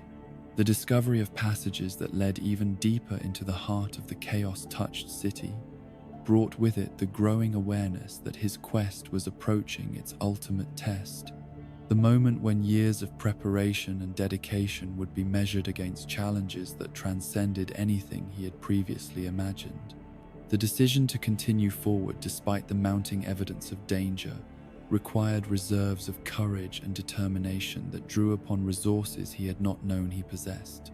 The strange light that began to emanate from certain areas of the deepest tunnels was unlike anything that Solaire had encountered during his travels through even the most exotic regions of Lordran.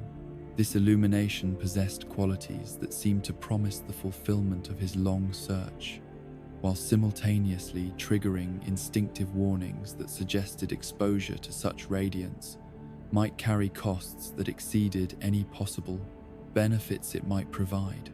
The creatures that served as guardians of these light-touched chambers were different from the chaotic beings that inhabited the upper levels of the ruined city,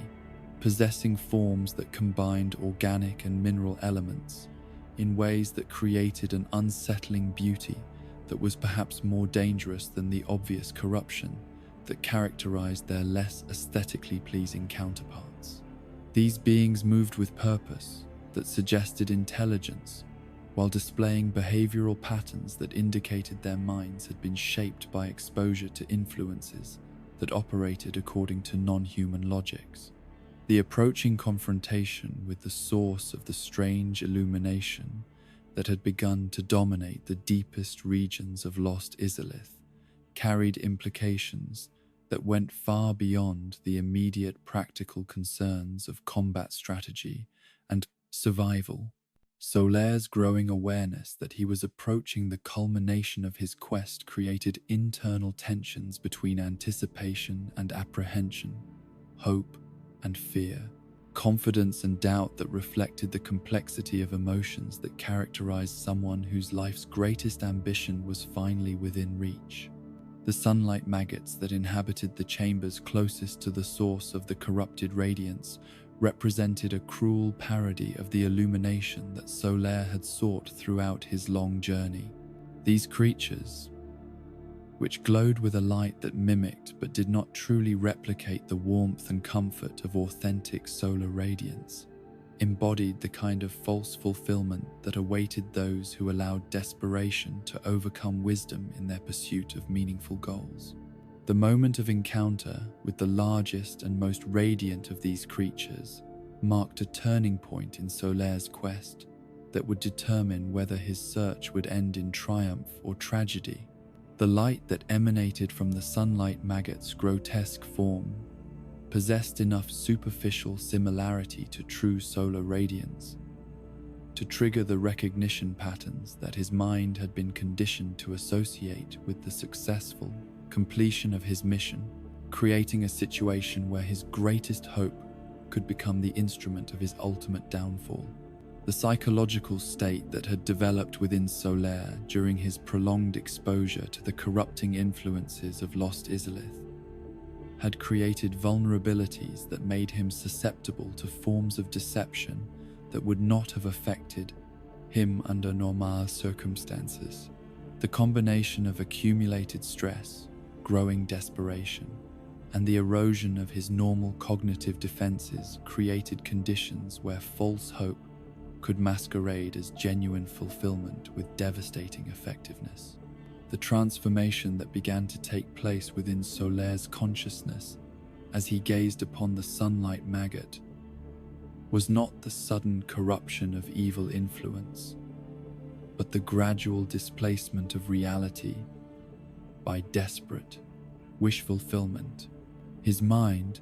pushed beyond its capacity to maintain rational analysis by the pressures of his extended quest, began to interpret the creature's false radiance as evidence of the sun he had sought for so long, creating internal narratives that justified this interpretation. Despite mounting evidence to the contrary, the tragic irony of Solaire's situation lay in the fact that his corruption was born not from malice or weakness, but from the very qualities that had made him admirable throughout his journey: his unwavering commitment to his quest,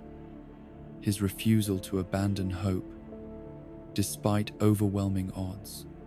his determination to find meaning and purpose in a world that seemed increasingly devoid of both, all contributed to creating the psychological conditions that made him vulnerable to the sunlight maggot's false promise. The process of attachment between Solaire and the creature that he began to perceive as his son was gradual rather than instantaneous, developing through stages that might have been interrupted if external intervention had been available at the crucial moments. The maggot's influence worked not through direct mental control, but through the exploitation of existing desires and expectations, amplifying hopes that had been frustrated for so long that any apparent fulfillment seemed preferable to continued uncertainty. The physical transformation that accompanied Solaire's psychological corruption was perhaps less significant than the spiritual changes that began to reshape his fundamental understanding of reality and his place within it. The sunlight maggot that attached itself to his head was not merely a parasite, but a symbol of the way that false hopes could become indistinguishable from authentic aspirations when viewed through the lens of desperate need. The conversations that took place between Solaire and any pilgrims who encountered him in this transformed state revealed the depth of the delusion that had taken hold of his consciousness. His expressions of joy and satisfaction at having finally found his son were genuine in their emotional content, while being completely disconnected from objective reality,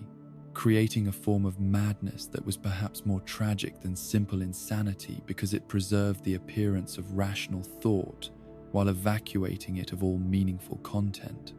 The defensive behavior that Solaire exhibited when confronted with evidence that contradicted his perception of having achieved his goal demonstrated the psychological mechanisms that protected his new worldview from challenges that might have restored his connection to reality. The creature that he perceived as his beloved son became something that he was prepared to defend with violence if necessary, transforming his characteristic kindness and cooperation into aggression, directed against anyone who threatened his delusion. The isolation that resulted from his transformation was perhaps the most tragic aspect of Solaire's fate, cutting him off from the network of relationships and mutual support that had sustained him throughout his journey, and replacing them with a solitary communion with a creature that could provide only the illusion of companionship. The jolly cooperation that had been the foundation of his philosophy was replaced by possessive attachment that brooked no interference or sharing. The possibility of rescue that remained even after Solaire's transformation had begun required not just external intervention, but the kind of profound shock to his system that could break through the psychological defenses that protected his delusion from reality. The removal of the sunlight maggot that had become the focus of his corrupted devotion would need to be accomplished in ways that minimized the trauma of having his perceived achievement revealed as false hope. The tragic beauty of Solaire's situation lay in the fact that his corruption preserved many of the qualities that had made him admirable while directing them toward purposes that served neither his own interests nor those of the broader community that had benefited from his example. His courage, determination, and unwavering commitment remained intact, but had been redirected toward protecting a false son, that offered only the appearance of the illumination he had always sought. The deeper implications of Solaire's fate extended beyond the personal tragedy of a single individual to encompass broader questions about the nature of hope, purpose, and meaning in a world where authentic sources of these essential qualities had become increasingly rare and difficult to distinguish from false alternatives. His story served as a warning about the dangers that awaited those who pursued noble goals without maintaining the wisdom necessary to recognize when their quest had led them astray. The possibility that salvation might still be achieved, that Solaire's essential nature could be restored despite the corruption that had overtaken him,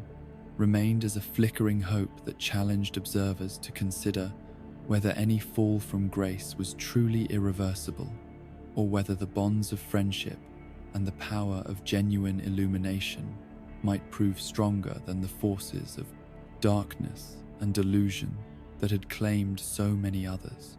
The path to Solaire's salvation lay not in direct confrontation with his transformed state, but in actions taken before the corruption could fully take hold. A race against time that required knowledge, preparation, and a willingness to venture into the most dangerous regions of lost Izalith, through routes that few had ever attempted and fewer still had survived. The key to preventing his tragic fate rested in understanding the precise mechanics of how the sunlight maggots operated, and the specific conditions that would lead him to encounter the largest and most radiant of these false suns. The Chaos Servant Covenant, that strange alliance between certain pilgrims and the fair lady who dwelt in the depths of the demon ruins, offered the only practical means of accessing the shortcut that could circumvent the normal approaches to the deepest chambers of lost Izalith. This covenant, born from compassion for beings who had been transformed by chaos but retained enough of their original nature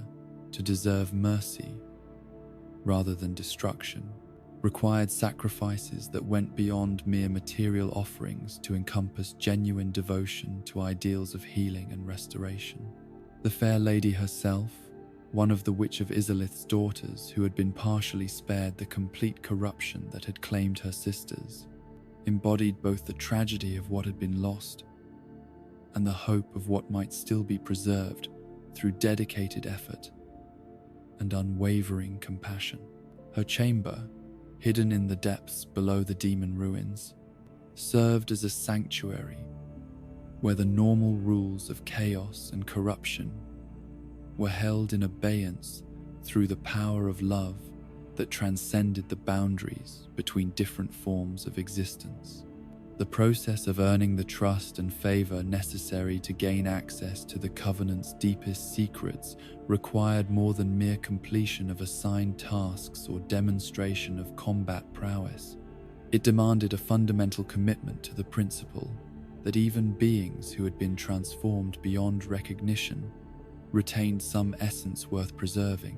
some spark of their original nature that could be nurtured back toward wholeness through patience, understanding, and selfless dedication to their welfare. The humanity that had to be offered to the fair lady as proof of one's commitment to the Covenant's ideals was more than just a magical currency or abstract resource. It represented the distilled essence of what made conscious beings capable of growth, change, and meaningful choice in a world where such qualities had become increasingly rare. Each fragment of humanity sacrificed to the Covenant was a piece of one's own essential nature, given freely in service of others who had greater need. The understanding of why this sacrifice was necessary came gradually through exposure to the fair lady's condition, and the story of how she had voluntarily taken upon herself the poison and corruption that had threatened to destroy the last remnants of her sister Quelag's humanity. Her blindness and weakness were not signs of defeat, but evidence of the kind of love that could transform even the most toxic influences into opportunities for redemption and healing. The Chaos Servant's rank within the Covenant hierarchy was measured not by power accumulated or enemies defeated, but by the depth of one's commitment to the principle that salvation was possible for all beings regardless of how far they had fallen from their original nature. The progression through the Covenant's levels required increasingly profound demonstrations of willingness to sacrifice one's own interests in service of others who might never be able to reciprocate such generosity. The shortcut that became available once sufficient trust had been established with the Fair Lady was more than just an alternative route through dangerous territory.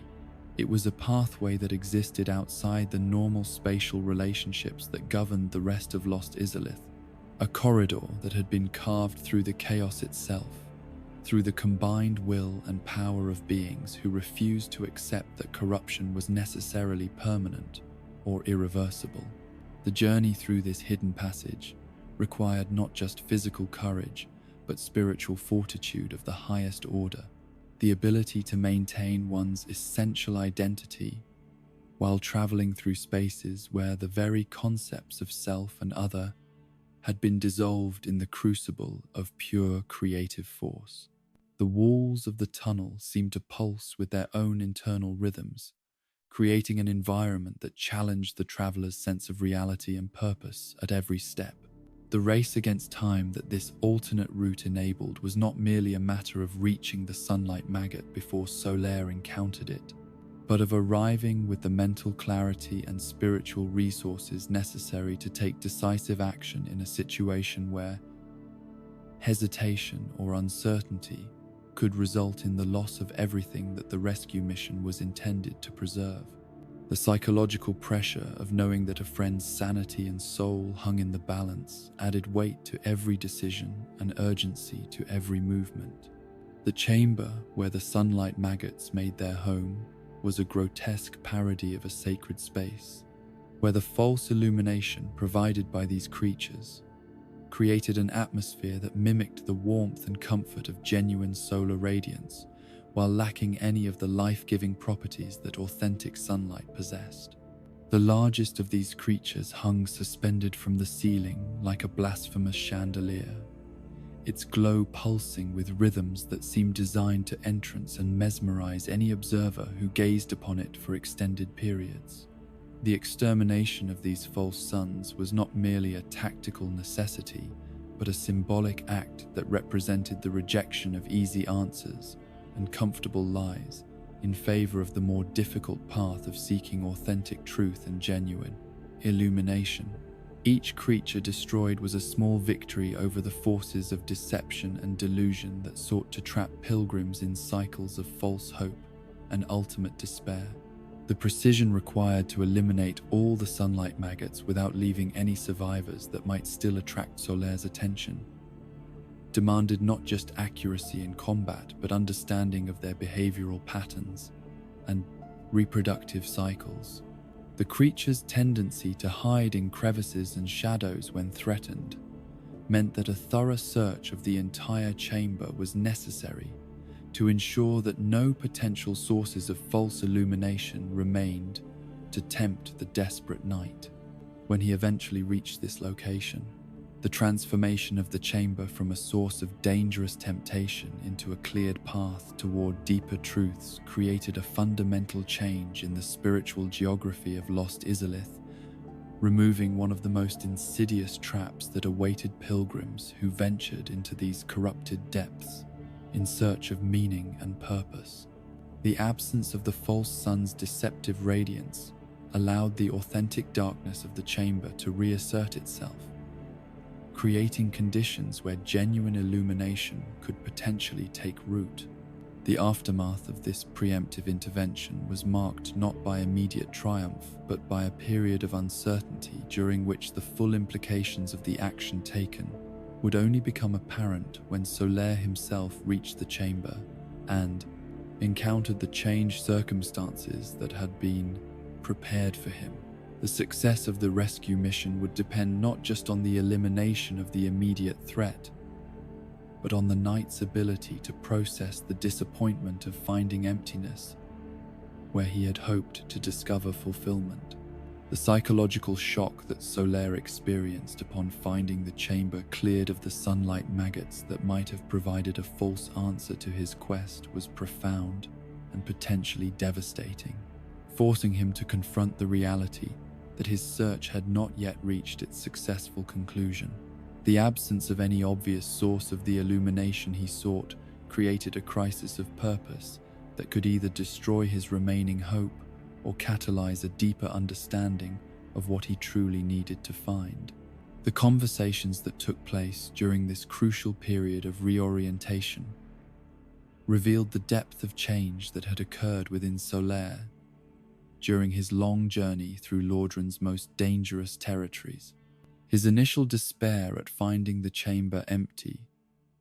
gradually gave way to a more mature understanding of what his quest had always been intended to achieve, a recognition that the sun he sought could not be found in external sources, but had to be kindled from within through his own choices and actions. The revelation that his rescue had been accomplished through the deliberate intervention of his companion and ally created a complex mixture of gratitude and humiliation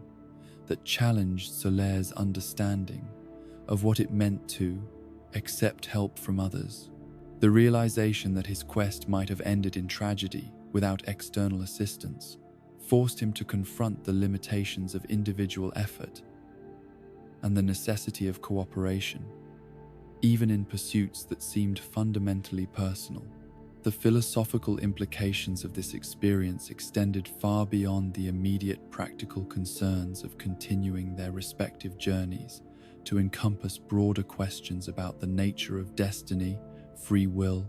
and the role that friendship could play in shaping the ultimate outcomes of individual quests. The intervention that had saved Solaire from corruption also transformed his understanding of what it meant to seek and find authentic illumination in a world where false alternatives were always available to those who lacked the wisdom to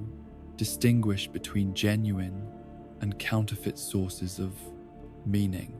The renewed sense of purpose that emerged from this period of crisis and resolution was different from the simple optimism that had characterized Solaire's earlier adventures, possessing a depth and complexity that reflected his increased understanding of the challenges that faced all who attempted to pursue meaningful goals in a world where the forces of chaos and corruption were constantly at work to subvert noble intentions. The decision to continue the quest despite this setback demonstrated the kind of mature courage that could persist even when hope had been tested to its limits and found wanting. Solaire's commitment to his search for the sun was revealed to be based not on naive expectations of easy fulfillment, but on profound understanding of the value that the search itself provided,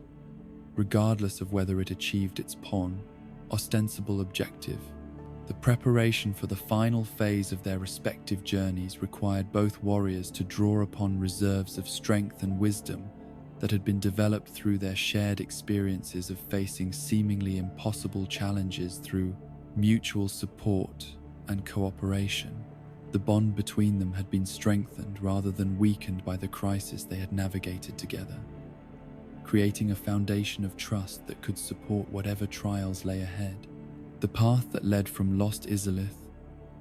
toward the ultimate destinations of their separate but intertwined quests wound through territories that had been transformed by their passage from places of potential tragedy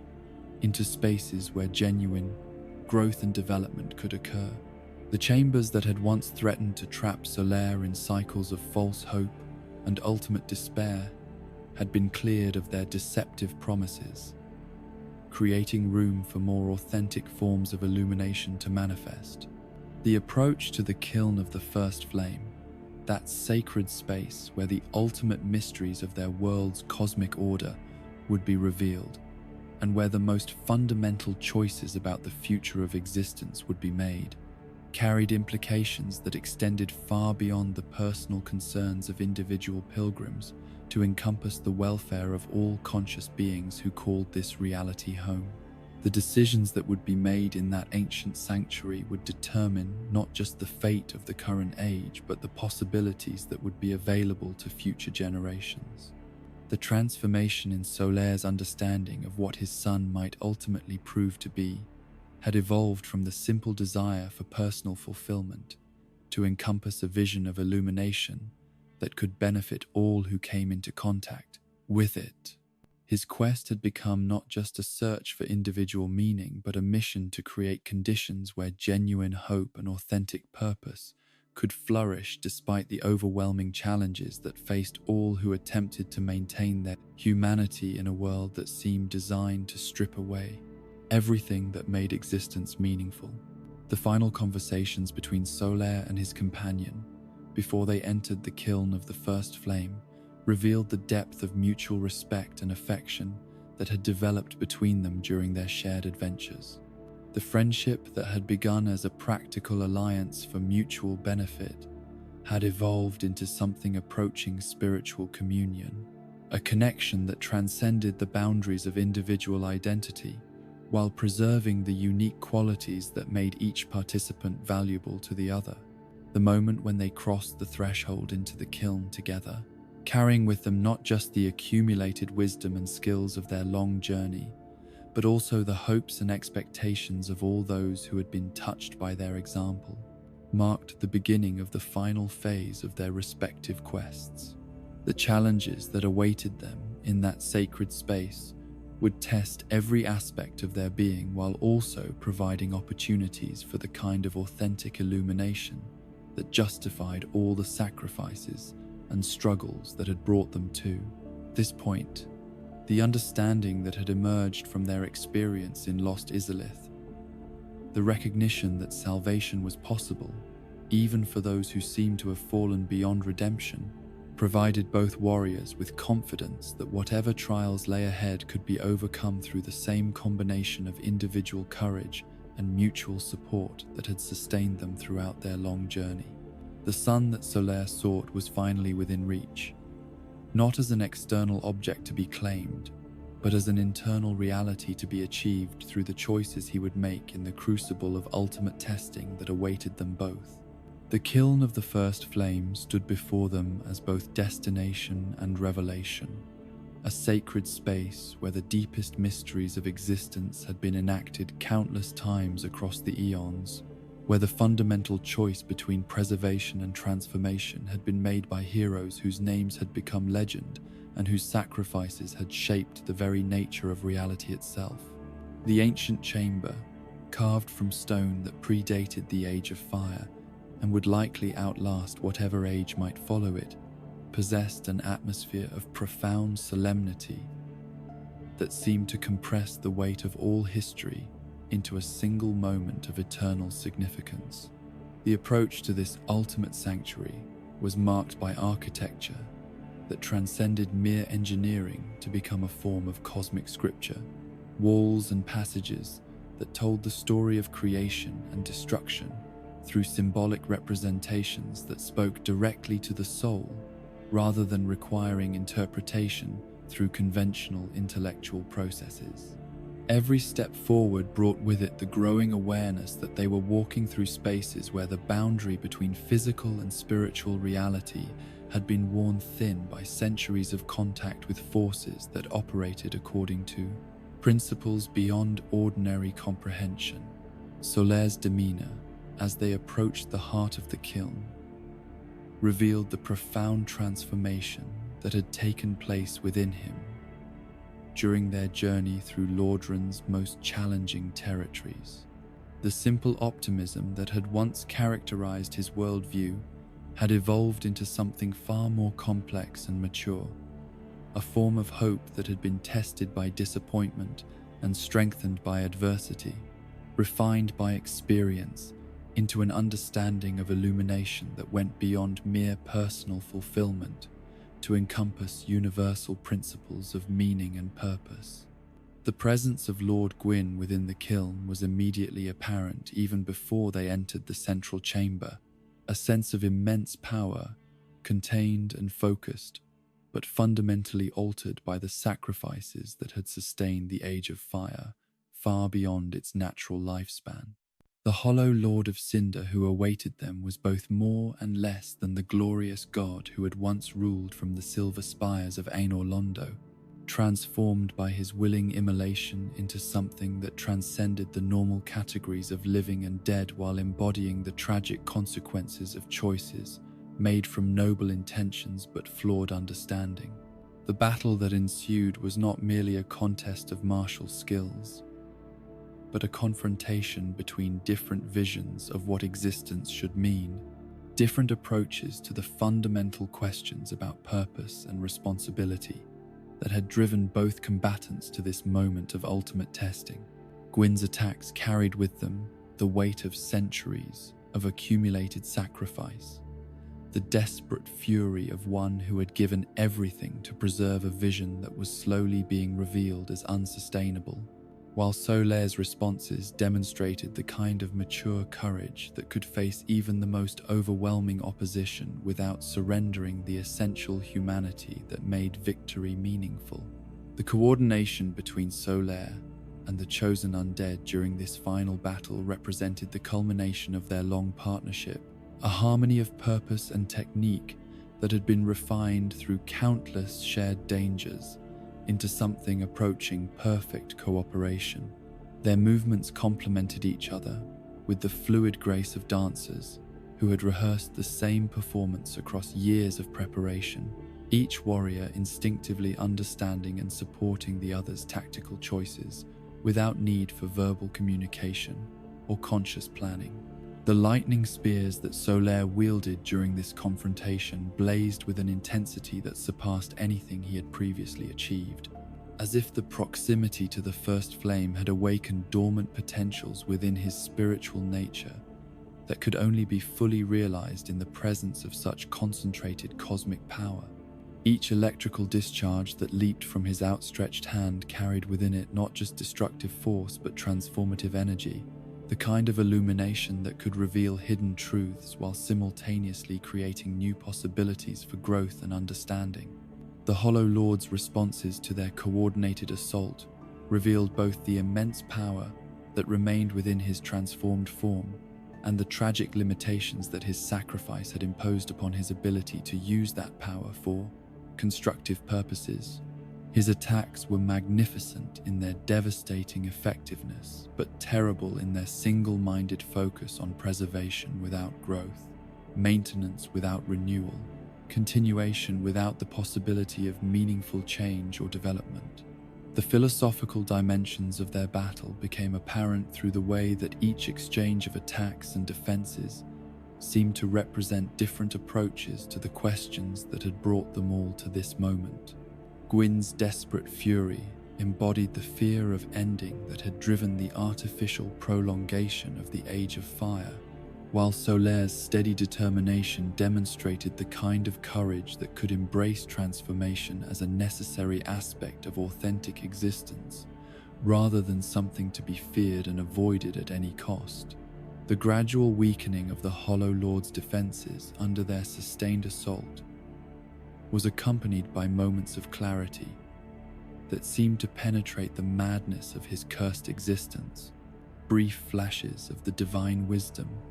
that had once made him worthy of the title of Lord of Sunlight. These glimpses of his original nature served not to make him more sympathetic, but to emphasize the tragedy of what had been lost when noble intentions were corrupted by the fear of change and the inability to accept the natural cycles that governed all existence. The decisive moment of their victory came not through overwhelming force, but through the kind of precise coordination that could only be achieved by warriors who trusted each other completely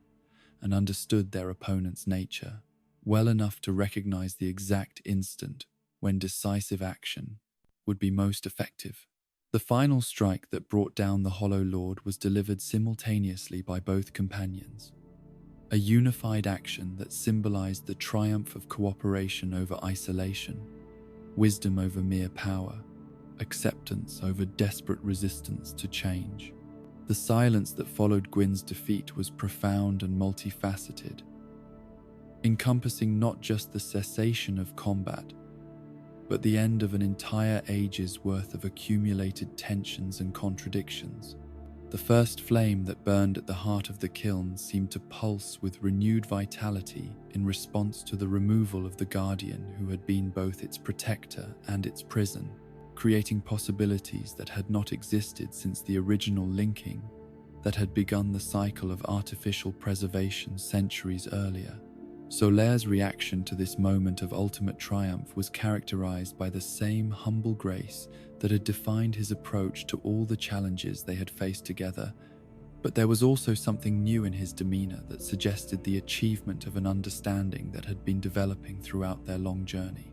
His quest for his very own son was revealing itself to have been not a search for something external to be discovered,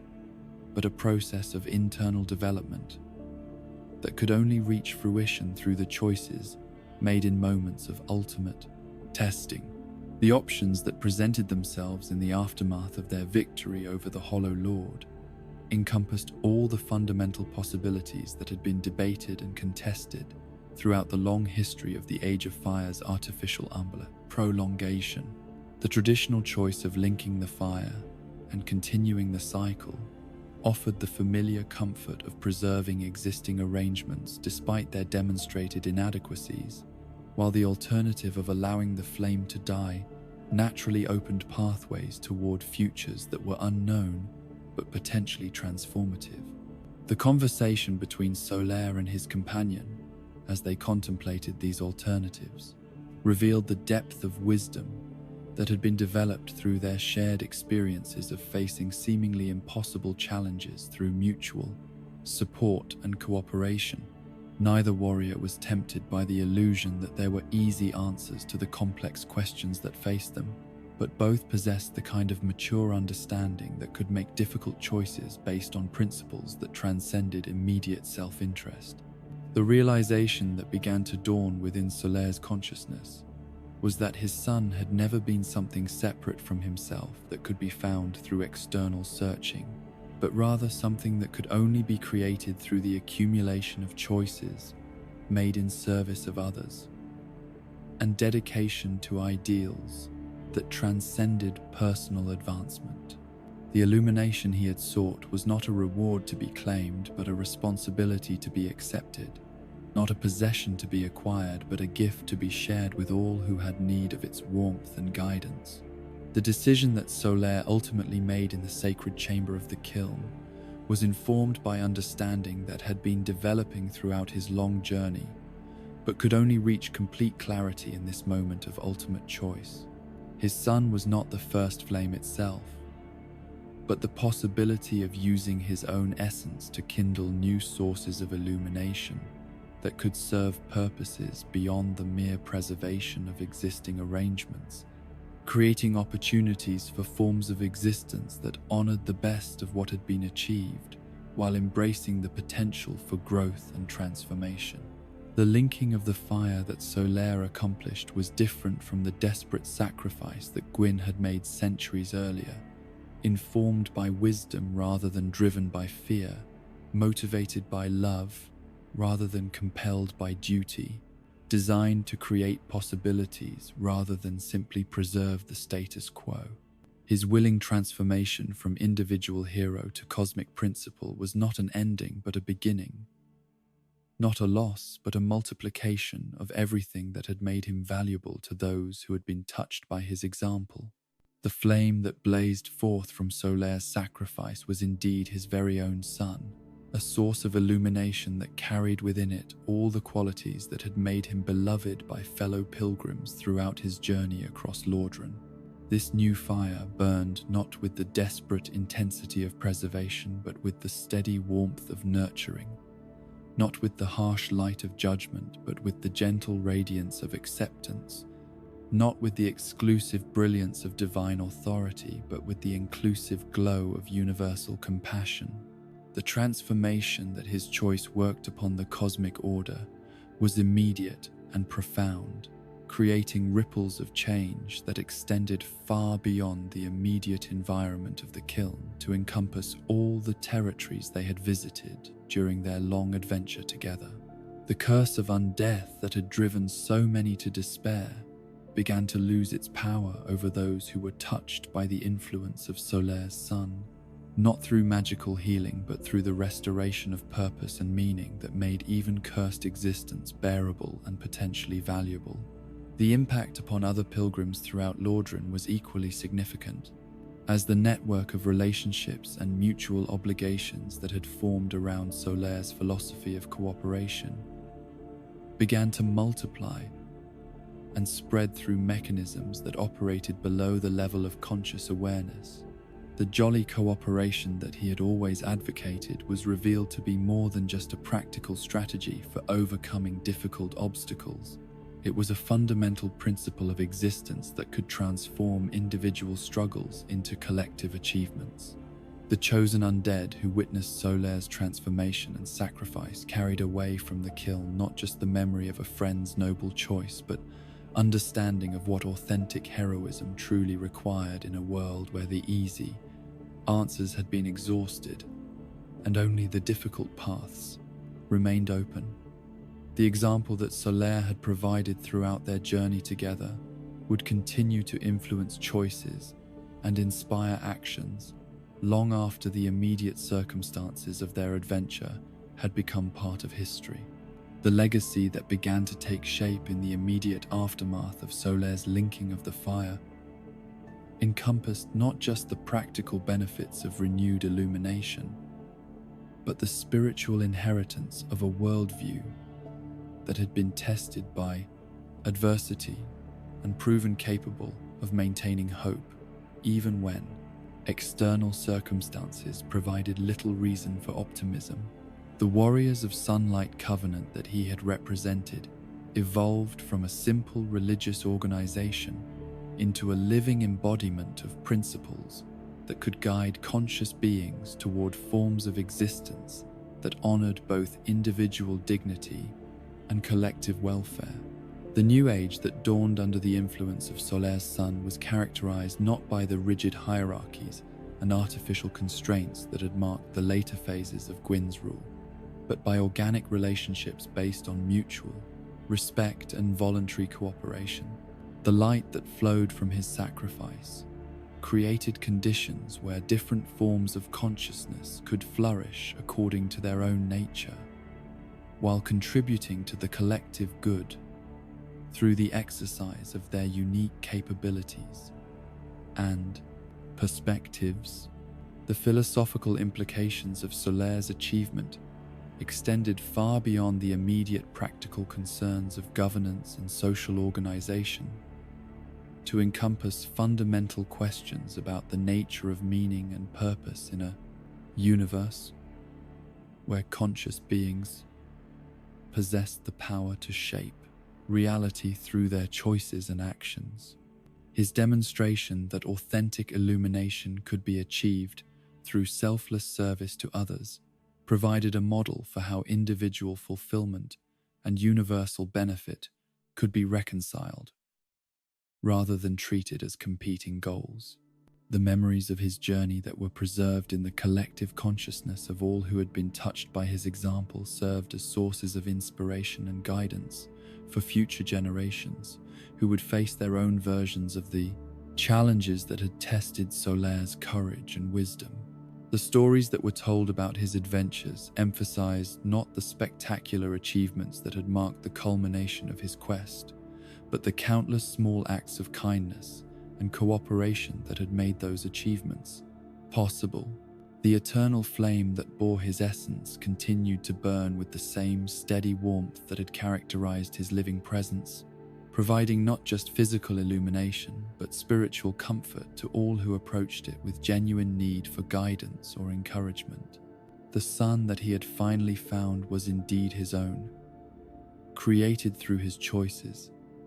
and sustained by his continued commitment to the welfare of others, but it was also a gift freely shared with any who possessed the wisdom to appreciate its value. The understanding that emerged from contemplation of Solaire's sacrifice revealed that the apparent opposition between individual achievement and collective benefit had been a false dichotomy all along, created by limited perspectives that failed to recognize the fundamental interconnectedness of all forms of consciousness. His sun illuminated not just the immediate environment, but the deeper truth that authentic fulfillment could only be achieved through the recognition that personal welfare and universal welfare were aspects of the same fundamental reality. The transformation that Solaire's choice worked upon the cosmic order demonstrated that even the most entrenched systems of meaning and value could be changed through the accumulated power of individual decisions made in service of ideals that transcended immediate self-interest. His linking of the fire proved that authentic renewal was possible even in circumstances that seemed to offer only the alternatives of stagnation or collapse, creating possibilities that had not existed before his sacrifice opened new pathways toward the future. The gentle radiance that flowed from his sun continued to grow and spread throughout all the territories that had been touched by darkness during the long decline of the previous age, not through conquest or coercion, but through the natural tendency of authentic illumination to reveal hidden potentials and nurture growth wherever conditions were suitable for such development. The light that he had kindled would burn eternal, not because it was artificially maintained, but because it had been created through principles that aligned with the deepest structures of reality itself. And so concludes the radiant tale of Solaire of Astora, that incandescent knight whose light shines eternal in the memories of all who walked beside him through the hollowed halls of a dying kingdom. His quest for the sun was never truly about finding a celestial body burning in distant heavens, but about discovering the warmth that exists between souls who choose to help one another through the darkest of times, who refuse to let despair extinguish the small flames of hope that flicker in even the most forsaken places. In his jolly cooperation, we find the profound truth that no burden is too heavy when shared among willing hearts, no darkness too deep when faced by those who stand together rather than apart.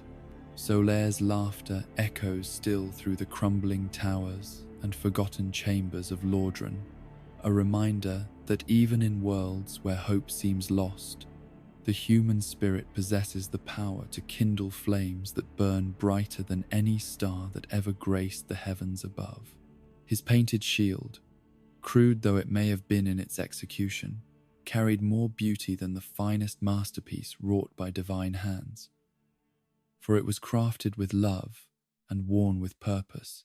blessed by the accumulated acts of kindness that transformed simple metal into something approaching the sacred.